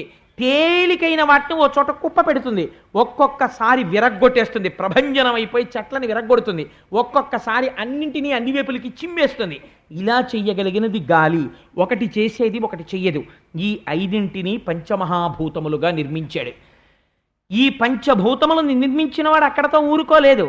పంచభూతములను నిర్మించి పిండాండములో 5 కర్మేంద్రియములను సృష్టించాడు. వీటికి ఏమీ జ్ఞానం ఉండదు. కాళ్ళు, చేతులు 2, నోరు 3, మలద్వారము 4, మూత్రద్వారము 5, 5 కర్మేంద్రియాలు. 5 జ్ఞానేంద్రియాలను సృష్టించాడు. అవే కన్ను, ముక్కు, చెవు, నాలుక, చర్మము. ఈ 5ంటిని సృష్టించాడు. ఇప్పటికి 15 అయ్యాయి. ఇప్పుడు పెద్ద ఆట ఆడాడు ఆయన. ఇప్పుడు ఆయన ఆడిన ఆట ఏమిటో తెలుసా అమ్మా? ఆయన తెలియకుండా ఉండడం కోసమని ఆయనే ఇక్కడ కూర్చుని ఆయనే వీటన్నిటిలోకి ప్రవహిస్తున్నాడు. ప్రవహిస్తూ ఒక గమ్మత్తు చేశాడమ్మా. ఇది ఎవడు తెలుసుకుంటున్నాడో వాడికి వైరాగ్యం వస్తోంది అన్నాడు. ఏది తెలుసుకోవాలి? మీరు కొంచెం జాగ్రత్తగా ఆలోచించాలి. ఇది బయట భూమి ఉంది కదండి, ఇక్కడ భూమి లేదండి, ఇదంతా భూమి ఉంది, పృథివీ. ఈ పృథివికి ఒక తన్మాత్రని సృష్టించాడు ఆయన. ఏమిటా తన్మాత్ర అంటే? సూక్ష్మభూతం అంటారు దాన్ని. ఏమిటది అంటే పృథివికి వాసన ఉంటుంది. అందుకే మీరు ఎండిపోయిన నేల మీద నీళ్లు పోశారనుకోండి, కమ్మటి వాసన వస్తుంది. పృథివికి వాసన ఉంటుంది. పృథివికి వాసన అన్న తన్మాత్రని సృష్టించి వాసన పట్టుకోవడానికి ఈ శరీరంలో ఒక కేంద్రాన్ని పెట్టాడు, రాడార్ పెట్టినట్టు. అది ఎక్కడుంది? ముక్కు. ఈ ముక్కు జ్ఞానేంద్రియం ఇదేం చేస్తుంది? పృథివిలోంచి వస్తున్న వాసనలు పసిగడుతూ ఉంటుంది. అలాగే నీటికి రుచిని పెట్టాడు, పోషించగలిగిన శక్తి పెట్టాడు. ఆ రుచిని పట్టుకోవడానికి ఇక్కడ నాలుకని పెట్టాడు. బయట శబ్దాన్ని పెట్టాడు, ఆ శబ్దము ఆకాశంలోంచి వచ్చేటట్టు చేశాడు. ఇప్పుడు నేను మాట్లాడుతుంటే శబ్దం మీరు చూడగలరా? ఆకాశంలో వెడుతుంది, కానీ దాన్ని ఎవరు పట్టుకోగలరు? పట్టుకోవడానికి చెవిని పెట్టాడు. ఇప్పుడు శబ్ద స్పర్శ, స్పర్శని పెట్టాడు. ఆ స్పర్శ వాయువులోంచి వస్తుంది. అందుకే అమ్మయ్య చల్లటి గాలి తగిలిందండి అంటాడు. స్పర్శ ఎక్కడ తెలుస్తుంది? చర్మము చేత పట్టుకోబడుతుంది, వాయువులోంచి వస్తుంది. అందుకని వాయువన్న భూతములోంచి స్పర్శ అనబడేటటువంటి తన్మాత్ర ఇక్కడ చర్మము చేత గ్రహింపబడుతుంది. కాబట్టి ఇప్పుడు ఏం చేశాడు? బయట ఉన్న భూతములను ఇక్కడ ఉన్న భూతములకు తన్మాత్రలు పెట్టి అనుసంధానం చేశాడు. ఇవి పట్టుకోవడానికి సెంటర్స్ పెట్టాడు కొన్ని. కన్ను, ముక్కు, చెవు, నాలుక ఇవి పెట్టి, ఇవి పెడితే అవి తెలిసేసుకోగలవా? నాలుక పెట్టేసి రుచి చెప్పేయమంటే చెప్పేస్తుందా? చెప్పలేదు. చెప్పడం కోసం తానే వీటి యందు ప్రవహించాడు, తన శక్తిని వీటి యందు నింపి నిబిడీకృతం చేశాడు. లోపల తాను పురుషుడై కూర్చున్నాడు. కూర్చుని ఈ ఇంద్రియములకు లౌల్యమును పెట్టాడు. ఈ ఇంద్రియాలు ఏం చేస్తాయంటే ఆట ఆడడం మొదలెడతాయి. ఎప్పుడు చూసిందే చూడు, విన్నదే విను, ముట్టుకున్నది ముట్టుకో, వాసన చూసింది చూడు, ఆ రుచిని మళ్ళీ తెచ్చిపెట్టు అని ఇంద్రియాలు ఆడడం మొదలు పెడతాయి. 20కి 4 తోడు పెట్టాడు. అవి ఏమిటో తెలుసా అమ్మా? ఇలా ఎప్పుడో చేసిన దాన్ని మళ్ళీ గుర్తు తెచ్చుకునేది చేయమండం, ఇప్పుడు మళ్ళీ కొత్తగా ఓ పని చేయమండం. ఇలా 2 పనులు చేసేదాన్ని సంకల్ప వికల్ప సంఘాతం అంటారు. అది మనస్సు. ఈ మనస్సు ఒక ఆలోచన చెప్తుంది, ఇది చెయ్యి అంటుంది. చెయ్యనా వద్దా ఒకరు నిర్ణయిస్తారు, అది బుద్ధి. ఈ చిత్తము, మనస్సు, బుద్ధి, దీనికి చిత్తం అనేటటువంటి దాని నోటి తోడు తెచ్చాడు. ఈ చిత్తం అంటే ఏమిటో తెలుసా అండి? మీరు పూర్వం ఎప్పుడో అనుభవించినటువంటి ఒక సుఖాన్ని గుప్తంగా దాచిపెట్టుకుంటుంది. ఆ రుచి ఎలా ఉంటుందో లోపల టేప్ చేసి అట్టే పెడుతుంది. దాన్ని చిత్తం అంటారు. 4వ దాన్ని ఒక దాన్ని తీసుకొచ్చాడు. అసలు పెద్ద మాయ అక్కడే. దాని పేరు అహంకారము. ఇవన్నీ ఎప్పుడు పనిచేస్తున్నాయి? లోపలున్న పురుషుడి వల్ల పనిచేస్తున్నాయి. ఆ పురుషుడు తాను. అది కప్పబెట్టి తెలియకుండా చేసి ఇవన్నీ నేనంటుంటాడు. ఇవన్నీ దేని మీద ఆధారపడ్డాయి? ఈయన మీద ఆధారపడ్డాయి. ఈ గమ్మత్తు ఏమిటి? ఈ బయటున్నవే ఇందులోకి వస్తున్నాయి. ఆ పృథివే ఇందులో పృథివిగా ఉంది. కొంచెం మట్టి ఎంత రుద్దుకున్నా మట్టి వస్తుంది. అందులో నీళ్ళే ఇందులోకి వస్తాయి, ఇందులో నీళ్ళే అందులోకి ఎడతాయి. అందులో గాలే ఇందులోకి వస్తుంది, ఇందులో గాలే అందులోకి ఎడుతుంది. అందులో ఉన్న ఆకాశమే ఇందులోకి వస్తుంది. మీకు చిత్రం ఏమిటో తెలుసా అండి? ప్రాణములు దేని మీద ఆధారపడ్డాయి? ఆకాశం మీద. ఎందుకో తెలుసా అండి? ఆయన హార్ట్ వాల్వ్స్ బ్లాక్ అయిపోయాయండి, చచ్చిపోయాడంట. బ్లాక్ అయిపోవడం అంటే ఏమిటండి? అక్కడ ఒక కన్న ఉంది, అందులోంచి రక్తం విడుతోంది. అదే ఆకాశం. ఆ ఆకాశం పూడుకుపోయిందనుకోండి, ప్రాణం పోతుంది. ఆకాశము, ప్రాణము, వాయువు 2 కలిసి ఉంటాయి.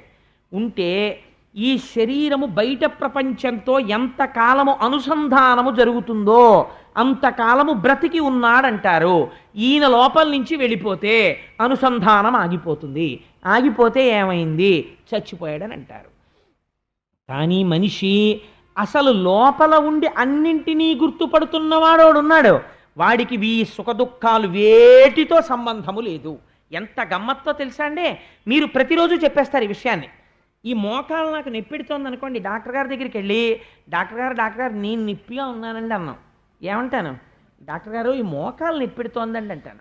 ఈ మోకాలు నొప్పిడుతోందండి అంటే నేను వేరు, ఈ మోకాలు వేరు కదా. డాక్టర్ గారు ఏమిటో కానండి, ఈ మధ్య ఈ శరీరానికి కొంచెం తేడాగా ఉంటుందండి, తలకాయ నొప్పిగా ఉంటుందండి, లేకపోతే మాట్లాడుతున్నప్పుడు గొంతు నొప్పిడుతోందండి, పూర్వంలా ఉండట్లేదు అంటాడు. అంటే గొంతు నొప్పిగా ఉన్నది అని తెలుసుకుంటున్నది ఒకటి ఉంది, దానికి ఏ నొప్పి లేదు. ఇది నొప్పిగా ఉన్నదని తెలుసుకుంటోంది. ఇప్పుడు గొంతుకి నొప్పి లేదు అని తెలుసుకుంటోంది. గొంతుకి నొప్పి లేనప్పుడు దానికి నొప్పి లేదు, గొంతు నొప్పిగా ఉన్నప్పుడు దానికి నొప్పి లేదు. అది సుఖదుఖములకు అతీతముగా, అరేరే చన్నీళ్ళు పోసుకోకుండా వేడి నీళ్ళు మీదోసేసుకున్నావురా, ఒళ్ళు కాలిందిరా అని తెలుసుకుంటోంది. అయ్యో కాసిన చన్నీళ్ళు కలపరా అంటోంది. కలిసిన నీళ్ళు ఇప్పుడు కావలసినంత వేడిలో ఉన్నాయిరా అని తెలుసుకుంటోంది. ఇవన్నీ తెలుసుకుంటున్నదేదో ఆ తెలుసుకున్నటువంటి ప్రజ్ఞ నీవు. అయితే అది వదిలిపెట్టేసి అవన్నీ ప్రసరిస్తున్న శరీరం ఏదుందో ఆ శరీరమును పట్టుకుని ఇది నేను ఇది నేను ఇది నేను అని మాయలో ఉన్నాడు. కాబట్టి ఏం చేస్తాడు? దీనికి ఏది సుఖమో అది సుఖం అనుకుంటున్నాడు, దీనికి ఏది దుఃఖమో అది దుఃఖం అనుకుంటున్నాడు. కాబట్టి దీనికి ఏది సుఖం?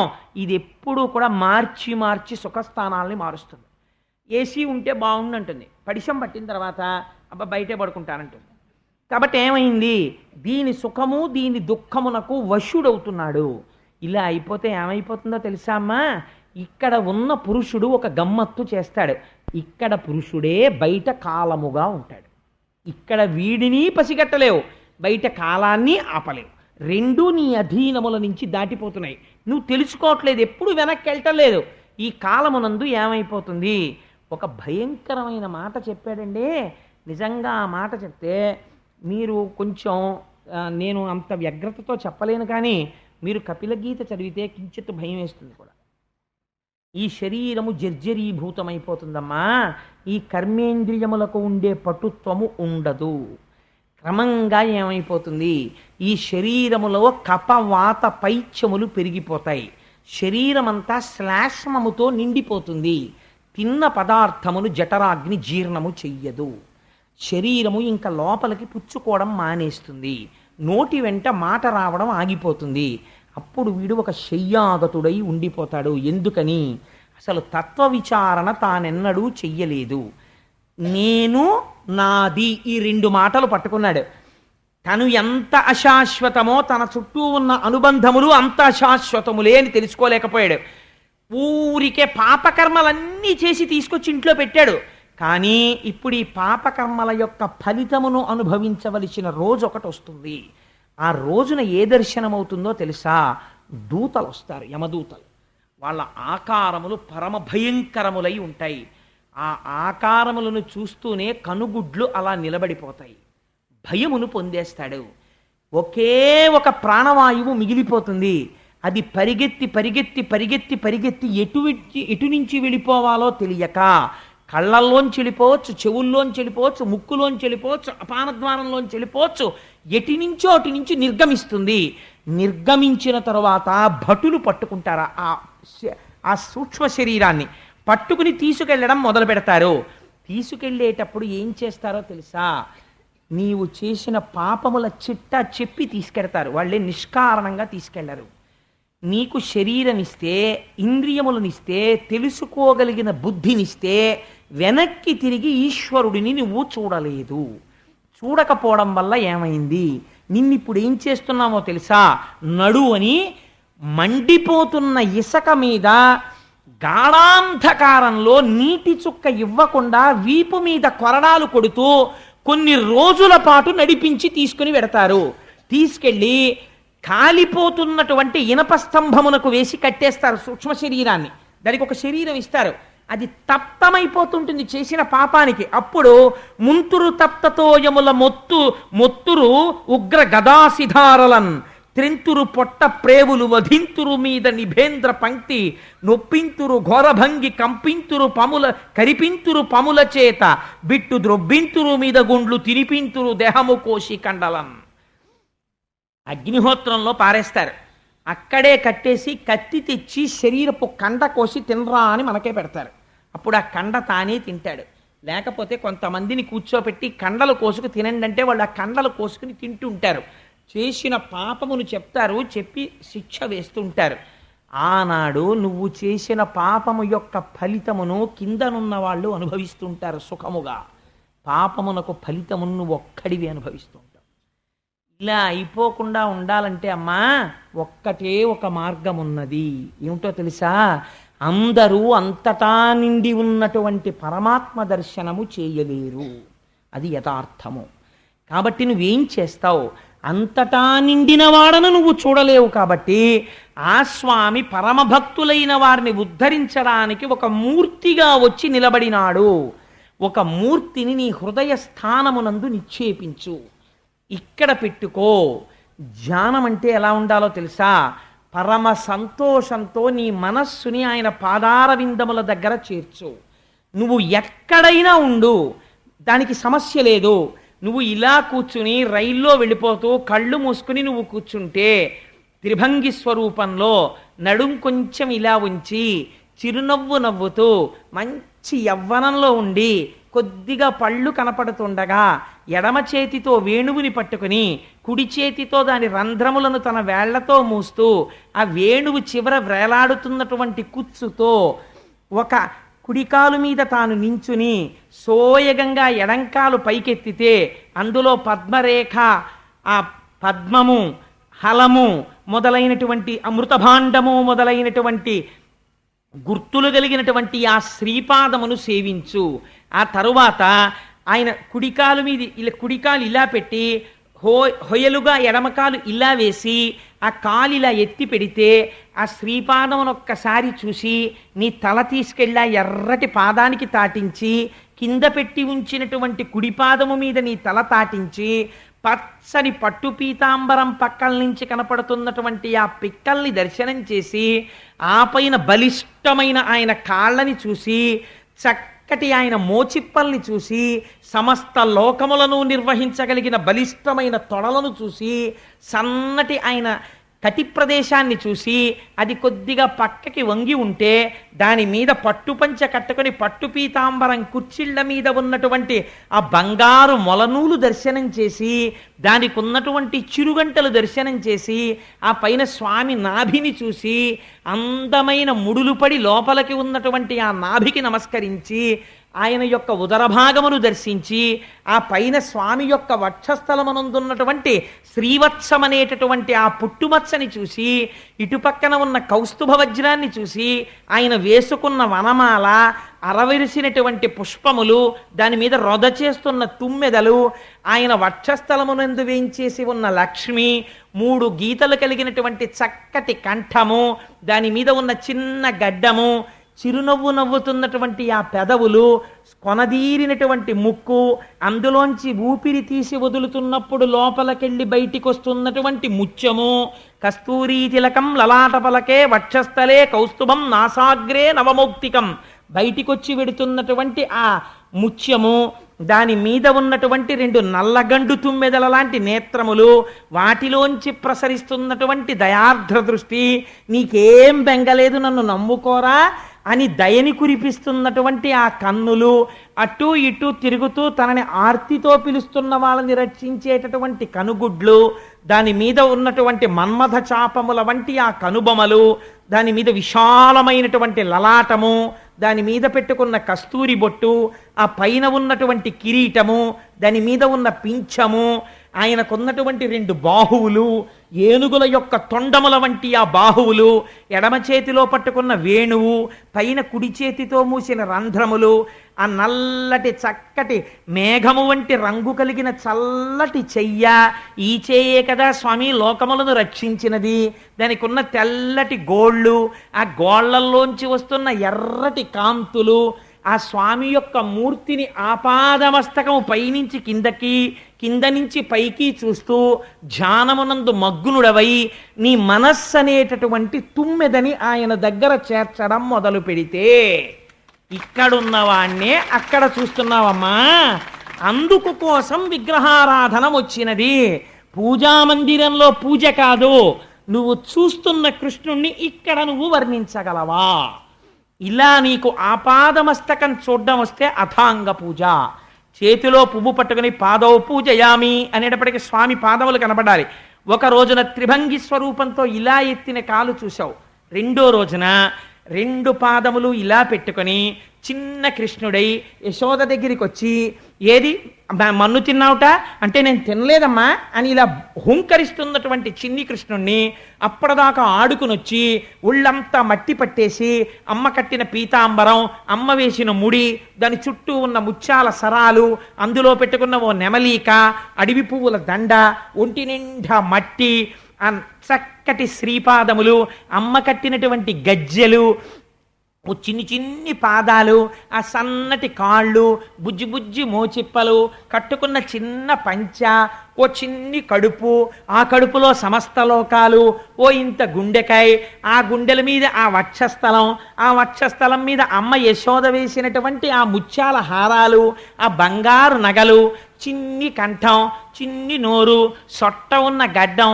అమ్మ పెట్టిన దిష్టి చుక్క, ఏమీ తెలియని వాళ్ళ ఇలా ఇలా పెట్టి అమ్మా నేనే తప్పు చేయలేదమ్మా అని భయం నటిస్తున్న కళ్ళు ఆ పిల్లాన్ని చూసి ఉండలేక ధ్యానంలో నువ్వు గభాలను కౌగిలించేసుకుని గట్టిగా పట్టేసుకుని కృష్ణయ్య కృష్ణయ్య నలనయ్య ఎంత బాగున్నావురా అని ఇంత స్వామి అని నువ్వు మర్చిపోయి నీ కొడుకు అనుకుని గట్టిగా కౌగలించేసుకుని ఎంత ముద్దొచ్చేస్తున్నావు స్వామి అని రెండు బుగ్గల మీద ముద్దులెట్టేసుకుంటే అబ్బా వదులు వదులు అని ఇలా అంటుంటే ఆ బుగ్గలు ఎరుపెక్కిపోతుంటే ఆ చేతులు చూసి నన్ను వదులు కోటేశ్వరరావు నన్ను వదులు కోటేశ్వరరావు అని ఇలా అంటుంటే ఆ చిన్ని చిన్ని చేతులు నీ భుజాల మీద పడుతుంటే నువ్వు ధ్యానంలో సంతోషపడిపోతూ ఆనందమగ్నుడవై కూర్చుండిపోతే అమ్మా ఒకనాడు తెలియక నీ మనస్సు ధ్యానము ధ్యానింపబడుతున్న వస్తువు ధ్యానము చేస్తున్నవాడు అని మూడు లేక నీవే కృష్ణుడవై రమించి కన్నుల వెంట బాష్పధారలు కారిపోతుండగా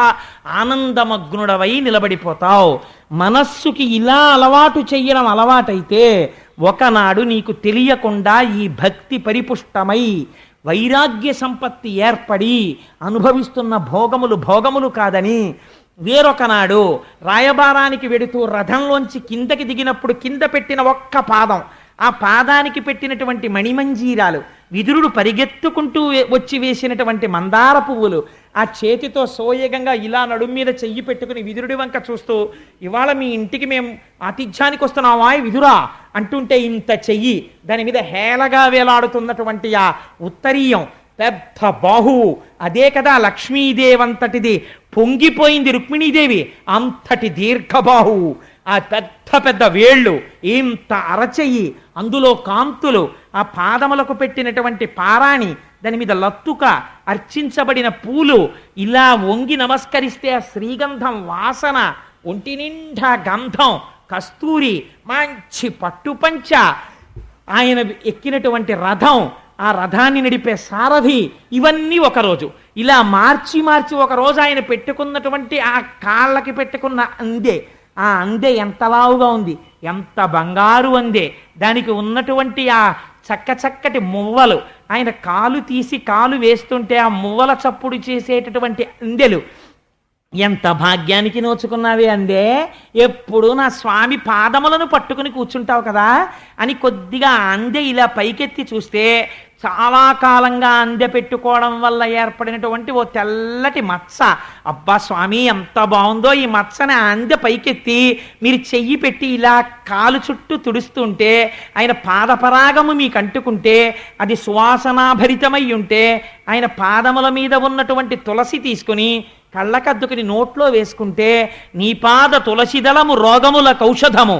అని పొంగిపోతే మనస్సు ఆ రెండు మంజీరములను పట్టుకుని వాటి స్పర్శని మీరు అనుభవించి కళ్ళ మీద పెట్టుకుని అబ్బా ఎంత చల్లటి పాదాలో నా తండ్రివని ఒకనాడు అలా మార్చి మార్చి మార్చి మార్చి స్వామి యొక్క సౌందర్యాన్ని ఇక్కడ అనుభవించడం ప్రారంభిస్తే అమ్మా తేనె మరిగిన సీతాకోక చిలుకల హృదయము దానియందే రంజిల్లడం మొదలెడుతుంది. అప్పుడు ఏమవుతుందో తెలుసా అమ్మా, మనస్సుకి ఏ కోరిక కలుగుతుందంటే భోగాల వైపు కెడదామనిపించదు. దేని మీద కోరిక కలుగుతుందంటే అమలిన భక్తి కొందరు మహాత్ములు మచ్చరణారవింద యుగ్మము హృదయంబునన్ నిలిపి కౌతుకులై ఇతరేతరానులాపముల మదీయ దివ్యతను పౌరుషముల్ కొనియాడుచుండి మోక్షము మదికోరనుల్ల రణిశంబు మదర్పిత సర్వకర్ములై. అమ్మా కొంతమంది మహాభక్తులు ఉన్నారు, వాళ్ళకి ఏం పిచ్చో తెలుసా, వాళ్ళు మోక్షం అడగరు, వాళ్ళు ఏ కోరిక కోరరు, ఎప్పుడు మార్చి మార్చి మార్చి మార్చి నన్ను బట్టి పట్టేసి పైనుంచి కిందకి కింద నుంచి పైకి అదే పనిగా చూస్తుంటారు. ఆ చూడ్డంలో మాకు ఇది చాలు తండ్రి అంటుంటారు. వాళ్ళు నీకేం కావాలి అంటే మోక్షం అక్కర్లేదంటారు, ఇలా నిన్ను చూస్తూ ఉండాలంటారు. అలాగే పొంగిపోతూ నా కథలు చెప్పుకొని నా పౌరుషం చెప్పుకొని నా గురించి చెప్పుకొని పొంగిపోయే మహితాత్ములైన వాళ్ళు ఈ భూమండలంలో ఉన్నారు. ప్రయత్నపూర్వకంగా నువ్వు వాళ్ళ స్నేహం చెయ్యి. చేస్తే వాడికి అన్యమైన మాట నోటి యందు ఉండదు. వాడు నోరి విప్పితే ఇవే మాట్లాడతాడు. అలా మాట్లాడుతుంటే వాడి మాటలు వినగా వినగా వినగా వినగా నీ ధ్యానము బాగా నిలబడుతుంది. నీ మనస్సు ఈశ్వరాలంబనమును కోరుకుంటుంది. సముద్రపు తట్టడుగు చూద్దామని బయలుదేరినటువంటి ఉప్పు బొమ్మ చిట్ట చివరికి సముద్రంలో కలిసిపోయినట్టు మెల్లమెల్లగా మెల్లమెల్లగా ఒక మూర్తిని పట్టుకున్నటువంటి నీకు ఈ లోకమంతటా కృష్ణుడే కనపడతాడు. ఎటు చూసినా కదిలిన ఆకులో కృష్ణుడు, విచ్చుకున్న పువ్వులో కృష్ణుడు, తులసి దళంలో కృష్ణుడు, ఎదురుగుండా కూర్చున్న వాళ్ళలో కృష్ణుడు, ఓ పిల్లాన్ని చూస్తే కృష్ణుడు, ఓ పిల్లని చూస్తే కృష్ణుడు, అంతటా కృష్ణుడిని చూడడం వచ్చేస్తే అదే భక్తి జ్ఞానముగా మారిపోయినది. ఇప్పుడు నీకు ఇంద్రియ భోగములు ఆగిపోయి లోకమంతటా కృష్ణమయం జగత్తు కింద కనపడుతోంది. ఈ జ్ఞానమును ఇచ్చేవాడు కూడా ఈశ్వరుడే. దీనికే భక్తి యోగం అని పేరమ్మా. అది పరిపుష్టమవడానికి లోపల ఉండి సాక్షిగా ఉన్నటువంటి పరమాత్మ దర్శనానికి ఈ భక్తి యోగాన్ని అవలంబించాలి. ఈ భక్తితో ప్రారంభమై భోగముల యొక్క విరక్తి అనబడేటటువంటి వైరాగ్య సంపద కలిసి జ్ఞానమై అంతటా కృష్ణ దర్శనము చేసే స్థితిని పొందిన నాడు వాడు మోక్షమును పొందుతున్నాడు. లేనినాడు ఏమైపోతున్నాడో తెలుసా అమ్మా? వాడు మళ్ళీ ఇక్కడ ఇంత కష్టపడి శరీరం వదిలి అన్ని యాతనలు పడి మళ్ళీ ఒక పురుషుడి యొక్క వీర్యమునందు ప్రవేశించి ఒక స్త్రీ రేతస్సుతో కలుస్తున్నాడు.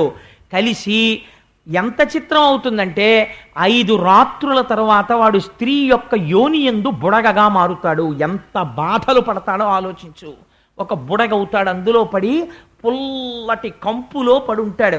ఆ తర్వాత 10 రాత్రుల తర్వాత ఒక రేగుపండులాగా రేగుపండంత వాడవుతాడు. 1 నెల పూర్తయ్యేసరికి తల ఏర్పడుతుంది, కింద ఏమీ ఉండదు, వేలాడుతుంటుంది అంతే. ఇది డీకంపోజ్డ్ కార్ప్స్ అంటారే, కుళ్ళిపోయిన శవం ఎలా ఉంటుందో అలా ఉంటుంది. ఇంకా కళ్ళు ఉండవు, చెవులు ఉండవు. ఈ చెవులు ఏర్పడకుండా కన్నాలు ఉంటాయి. ఒక్క తలకాయ మాత్రం ఏర్పడుతుంది, ఇంకా చర్మం ఏర్పడదు, ఒక్క కపాలం ఏర్పడుతుంది. పరమ భయంకరమైన రూపంతో అమ్మ కడుపులో కొట్టుకుంటూ ఉంటాడు. ఆ తర్వాత 2 నెలల తరువాత చేతులు కాళ్ళు ఎముకలు కింద వస్తాయి. ఎముకలతో చేతులు, ఎముకలతో కాళ్ళు మాత్రమే ఉంటాయి. ఎముకల చేతులు, ఎముకల కాళ్ళతో, పైన తలకాయతో, పుర్రెతో అలా అమ్మ కడుపులో పడుంటాడు. ఆ తర్వాత 3వ నెల అయిపోయిన తర్వాత మెల్లిగా చర్మం వచ్చి దాని మీద వెంట్రుకలు పుట్టడం మొదలవుతాయి. ఆ తర్వాత గోళ్ళు రావడం మొదలెడతాయి. చిట్ట చివర 4 నెలల తర్వాత చర్మము, రక్తము, మాంసము, కొవ్వు, అస్థి, శుక్ల, మేధ అనబడేటటువంటి 7 ధాతువులు ఏర్పడతాయి. 5వ నెల పూర్తయ్యేసరికి ఆకలి ప్రారంభమవుతుంది. ఆకలి ప్రారంభమైతే అమ్మ శరీరంలోంచి ఒక నాభికి గొట్టం ఒకటి ఏర్పడుతుంది. అమ్మ తినకూడని పదార్థం తినేస్తుంది, ఈ లోపల మంటలు బయలుదేరుతాయి. అమ్మ తాగకూడనిది తాగుతుంది, లోపల పడిశం పట్టేస్తుంది. అమ్మ తినకూడనిది తింటుంది, లోపల దగ్గొస్తుంది. అమ్మ తిన్న పదార్థములో కొంత భాగము తనలోకెళ్ళి జీర్ణమై అక్కడే మలమూత్రములను విసర్జించేస్తాడు. అందులోంచి పురుగులు పుట్టేస్తాయి. పుట్టేసి చాలా కోమలమైన ఈ చర్మాన్ని కొరికేయడం మొదలెట్టేస్తాయి. తల కిందకుంటుంది, కాళ్ళు పైకుంటాయి. అమ్మ కడుపులో ఎడమ పక్కకి మాత్రమే కదులుతాడు, కుడి పక్కకి కదలడానికి ఉండదు. 4 నెలలు అలా పడుంటాడు. తిమ్మిరెక్కిపోతుంది, శరీరం పెరిగిపోతుంటుంది, ఇక కదలడానికి చోటు ఉండదు.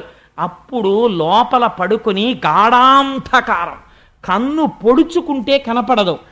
ఒక్కొక్కసారి ఎప్పుడు బయటికి పడిపోతానా అనిపిస్తుంది. నిద్రపోవడానికి ఉండదు. తల కిందకి, కాళ్ళు పైకి ఉండి ఎంతకాలం అలా పడుంటాడు. ఒక పక్క తల కిందకి ఉన్న కారణం చేత ముక్కు కిందకుంది, జీవుడు అనుప్రవేశం చేసేశాడు. పరమ దుర్గంధభూయిష్టమైనటువంటి వాసన పీలుస్తూనే ఉంటాడు. అలాగా అలా పడి ఉండి ఉండి ఉంటే ఈశ్వరుడు పూర్వజన్మ స్మృతినిస్తాడు. నీకు ఇలా మహోపకారం చేసి ఎన్నో జన్మలిచ్చాను, ఏమి చేశావు చెప్పని అడుగుతాడు. అప్పుడు అంటాడు, ఒకటే మాట చెప్తాడు ఇలా నమస్కరించి, ఈశ్వరా ఎన్ని జన్మలిచ్చినా ఈ ఇంద్రియములతో భోగమే అనుభవించాను. ఎప్పుడూ సంసారము నిజమనుకున్నాను. పశుప్రాయమైన సుఖానికి జీవితాన్ని గడిపేశాను. బిడ్డల్ని కన్నాను, అయిపోయింది టైము, శరీరం వదిలిపెట్టేశాను, దేహము కాలిపోయింది, మళ్ళీ చేరాను, మళ్ళీ అమ్మ కడుపులోకి వెళ్ళాను. పునరపి జననం పునరపి మరణం పునరపి జనని జఠరే శయనం ఇహ సంసారే బహుదుస్తారే కృపయా పారే పాహి మురారే అని అడుగుతాడు. అప్పుడు అయ్యా ఈ ఒక్కసారికి కృప చెయ్యి, బయటికి తోసేసేయి. అనుగ్రహించావా, బయటికి వెళ్ళి నీ పాదార వింద సంసేవనం చేసుకుని తరించిపోతాను, తోషయ్యవయ్యా అంటాడు. అంటే అప్పుడు ప్రసూతివాయు రూపంలో స్వామి కాళ్ళని బయటికి తోయడం మొదలెడతాడు. మీరు చూడండి, కాళ్ళని పట్టుకు బయటికి తోసేస్తుంటే, నేను భాగవతం చెప్తున్నాను కాబట్టి చెప్తున్నాను, పరమ ఇరుకైనటువంటి అమ్మ యోని గుండా బయటికి త్రోయబడినప్పుడు మొట్టమొదట తల బయటికి వచ్చేస్తుంది. వచ్చేసి శరీరం లోపల ఉండిపోతుంది.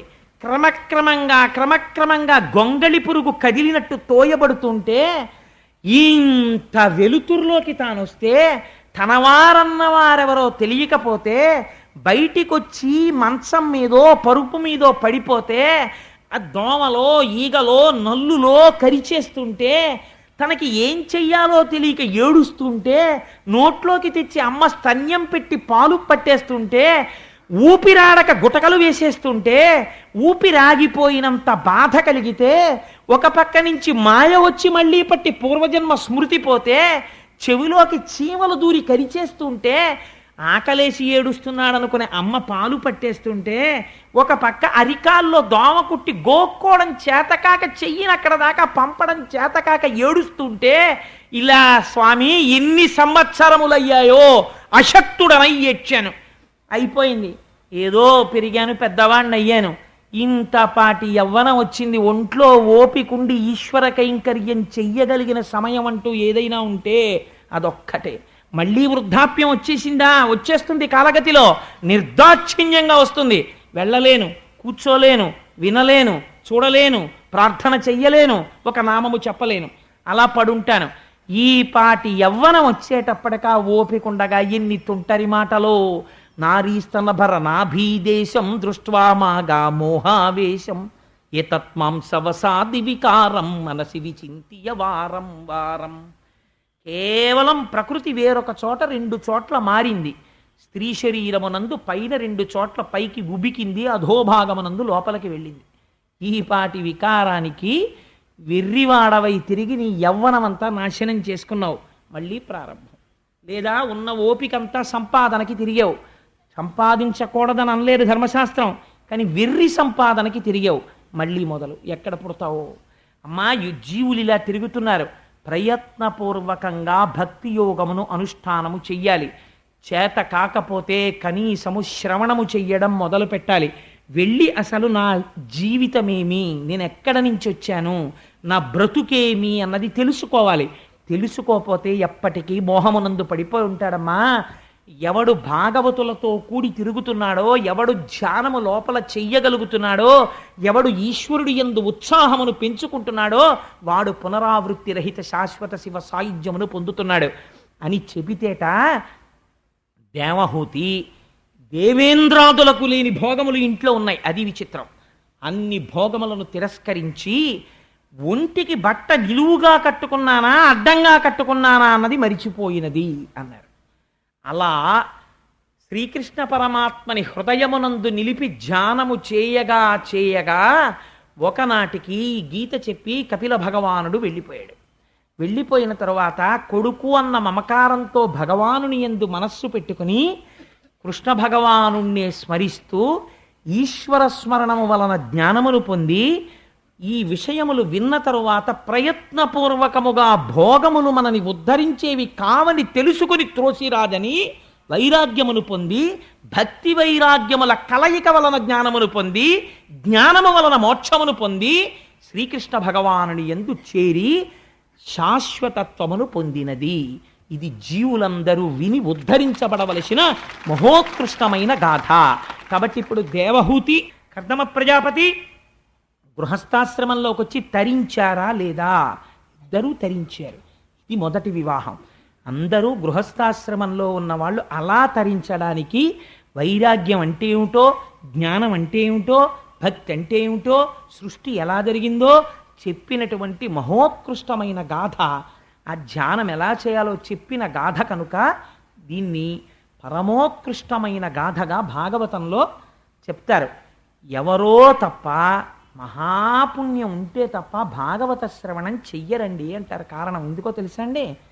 వైరాగ్యం రావడానికి కావలసిన సంపత్తిని, భక్తి ఎలా ఉండాలో చెప్పే మార్గాన్ని జ్ఞానము ఎందుకు కలుగుతుందో మార్గాన్ని నిర్దేశనం చేసేటటువంటి పరమోత్కృష్టమైన ఆఖ్యానములను రచించి ఉన్నారు. అటువంటి గాథ ఇవాళ ఈశ్వరానుగ్రహంగా చెప్పబడింది. మనం చక్కగా ఒక్కసారి కృష్ణనామం చెప్పి బయలుదేరదాం. ఇంత విన్న తర్వాత కూడా కృష్ణనామం చెప్పడం బరువైపోతే ఇంకంతకన్నా మాయ ప్రపంచంలో వేరొకటి లేదు. అందుచేత మనం ఆ నామం చెప్పుకొని, ఈశ్వరుడు నామం చెప్పగలిగిన ఓపిక ఇచ్చినటువంటి వయస్సు కదా, అందుకని కాలగతిలో చెప్పేశాడు కదా కపిలుడు, వెళ్ళిపోతుందా ఓపిక? అది వెళ్ళిపోకముందే దీపం ఉండగా ఇల్లు చక్కబెట్టుకో, ప్రయత్నపూర్వకంగా భగవన్నామం చెప్పుకుని ఆయన పాదపద్మములు పట్టుకో, లేకపోతే ఎన్ని కష్టాలు పడతావో. మళ్ళీ నేను ఇంకా తగ్గించానండి, ఎందుకు వచ్చింది లేనిపోని భయాలు పెట్టేయడం ఆ పిల్లల్ని అని చెప్పి. అందుచేత అంత అద్భుతంగా ఉంటుంది కపిల గీత అంటే. ఒకసారి మీరు రుచి మరిగితే మీరే చూస్తారు దాన్ని. ఎవరికి ఈశ్వరానుగ్రహం ఉంటుందో వారు ఆ వైరాగ్య సంపత్తిని తెలుసుకునే మెథడాలజీ అలవాటైందనుకోండి, అది లోపల చక్ మొదలు పెడతారు. వాళ్ళు ఖచ్చితంగా కైవల్యాన్ని పొందుతారు, ఒక కర్దమ ప్రజాపతిలాగా. సరే, అందుచేత వసుదేవసుతం దేవం సుదేవసుతం దేవం కంసచాణూరమర్దనం కంసచాణూరమర్దనం దేవకీ పరమానందం దేవకీ పరమానందం కృష్ణం వందే జగద్గురుం కృష్ణం వందే జగద్గురుం అతసీ పుష్పసంకాశం అతసీ పుష్పసంకాశం హారనూపురశోభితం. హారనూపురశోభితం. కంఠాలన్నీ కొంచెం గంభీరంగా, ఏదో కొంచెం భారంగా నిలబడుతున్నాయి ఇవాళ. రత్నకంకణకేయూరం, రత్నకంకణకేయూరం. ఇప్పుడు మారింది. కృష్ణం వందే జగద్గురుం. కృష్ణం వందే జగద్గురుం. మనకి భయం ఏమిటండి, ఇక్కడ స్వామి ఉండగా ఆయన పాదములు మనం పట్టుకొని ఉండగా ఆయన బాధ్యత, మన బాధ్యత ఏం లేదు. మనది మర్కట కిషోర న్యాయం, కోతిపిల్ల మంది మార్జాల కిషోర న్యాయం. పిల్లి పిల్లని పట్టుకెళ్ళాలి. అయ్యా ఈశ్వర, నాకేం చేత కాదు, శరణాగతి చేస్తున్నాను, నువ్వు నన్ను పట్టుకో అని ఇప్పుడు తెలుసుకున్నాను. ఎంత భయంకరమైన స్థితితో నీ నామం చెప్తాను, నువ్వు నన్ను పట్టుకెళ్ళంతే, నువ్వే పట్టుకోనాను. నేను జారిపోతుంటాను, నాకు అలవాట్లేదు స్వామి. ఎన్నాళ్ళు అలవాటు అయిపోయిందో ఇంద్రియాలకి భోగాలు. ఇవాళ రాత్రి అర్జెంటుగా మారిపోమంటే కుదరదు. విన్నాను కాబట్టి నువ్వు పట్టుకో, ఇంక నుంచి నీ నామని చెప్తున్నాను అంతే. నీ పూచి పట్టుకు తీరుతాడు. ఎవరి కోసం? ఆయన వాగ్దానం చేశాడు పట్టుకుంటానని. అందుకని ధైర్యంగా సంతోషంగా చెప్పండి, ఎందుకంత భారంగా చెప్తారు? మందారగంధ సంయుక్తం మందారగంధ సంయుక్తం చారుహాసం చతుర్భుజం చారుహాసం చతుర్భుజం బర్హి పింఛావచూడాంగం బర్హికించావచూరాంగం కృష్ణం వందే జగద్గురుం. కృష్ణం వందే జగద్గురుం. ఉత్ఫుల్ల పద్మపత్రాక్షం ఉత్ఫుల్ల పద్మపత్రాక్షం నీలజీమూత సన్నిభం నీలజీమూత సన్నిభం యాదవానాం శిరోరత్నం యాదవానాం శిరోరత్నం కృష్ణం వందే జగద్గురుం. కృష్ణం వందే జగద్గురుం. రుక్మిణీ కేళీ సంయుక్తం రుక్మిణీ కేళీ సంయుక్తం పీతాంబర సుశోభితం పీతాంబర సుశోభితం అవాప్త తులసీ గంధం అవాప్త తులసీ గంధం కృష్ణం వందే జగద్గురుం. కృష్ణం వందే జగద్గురుం. గోపికానాం కుచద్వంద్వం గోపికానాం కుచద్వంద్వం కుంకుమాంకితమక్షసం కుంకుమాంకిత రక్షసం శ్రీనికేతం మహేశ్వాసం శ్రీనికేతం మహేశ్వాసం కృష్ణం వందే జగద్గురుం. కృష్ణం వందే జగద్గురుం. శ్రీవత్సాకం మహోరస్కం శ్రీవత్సాకం అహోరత్నం వనమాలా విరాజితం వనమాలా విరాజితం శంఖచక్రధరం దేవం శంఖచక్రధరం దేవం కృష్ణం వందే జగద్గురుం. కృష్ణం వందే జగద్గురుం. కృష్ణాష్టకమిదం పుణ్యం కృష్ణాష్టకమిదం పుణ్యం ప్రాతరుత్థాయ పఠేత్ తరుద్ధాయ వర్తతే కోటి జన్మ కృతం పాపం కోటి జన్మ కృతం పాపం స్మరణేన వినశ్యతి. ధన్యేన నశ్యతి. సర్వం శ్రీ ఉమామహేశ్వర పరబ్రహ్మార్పణమస్తు. స్వస్తి.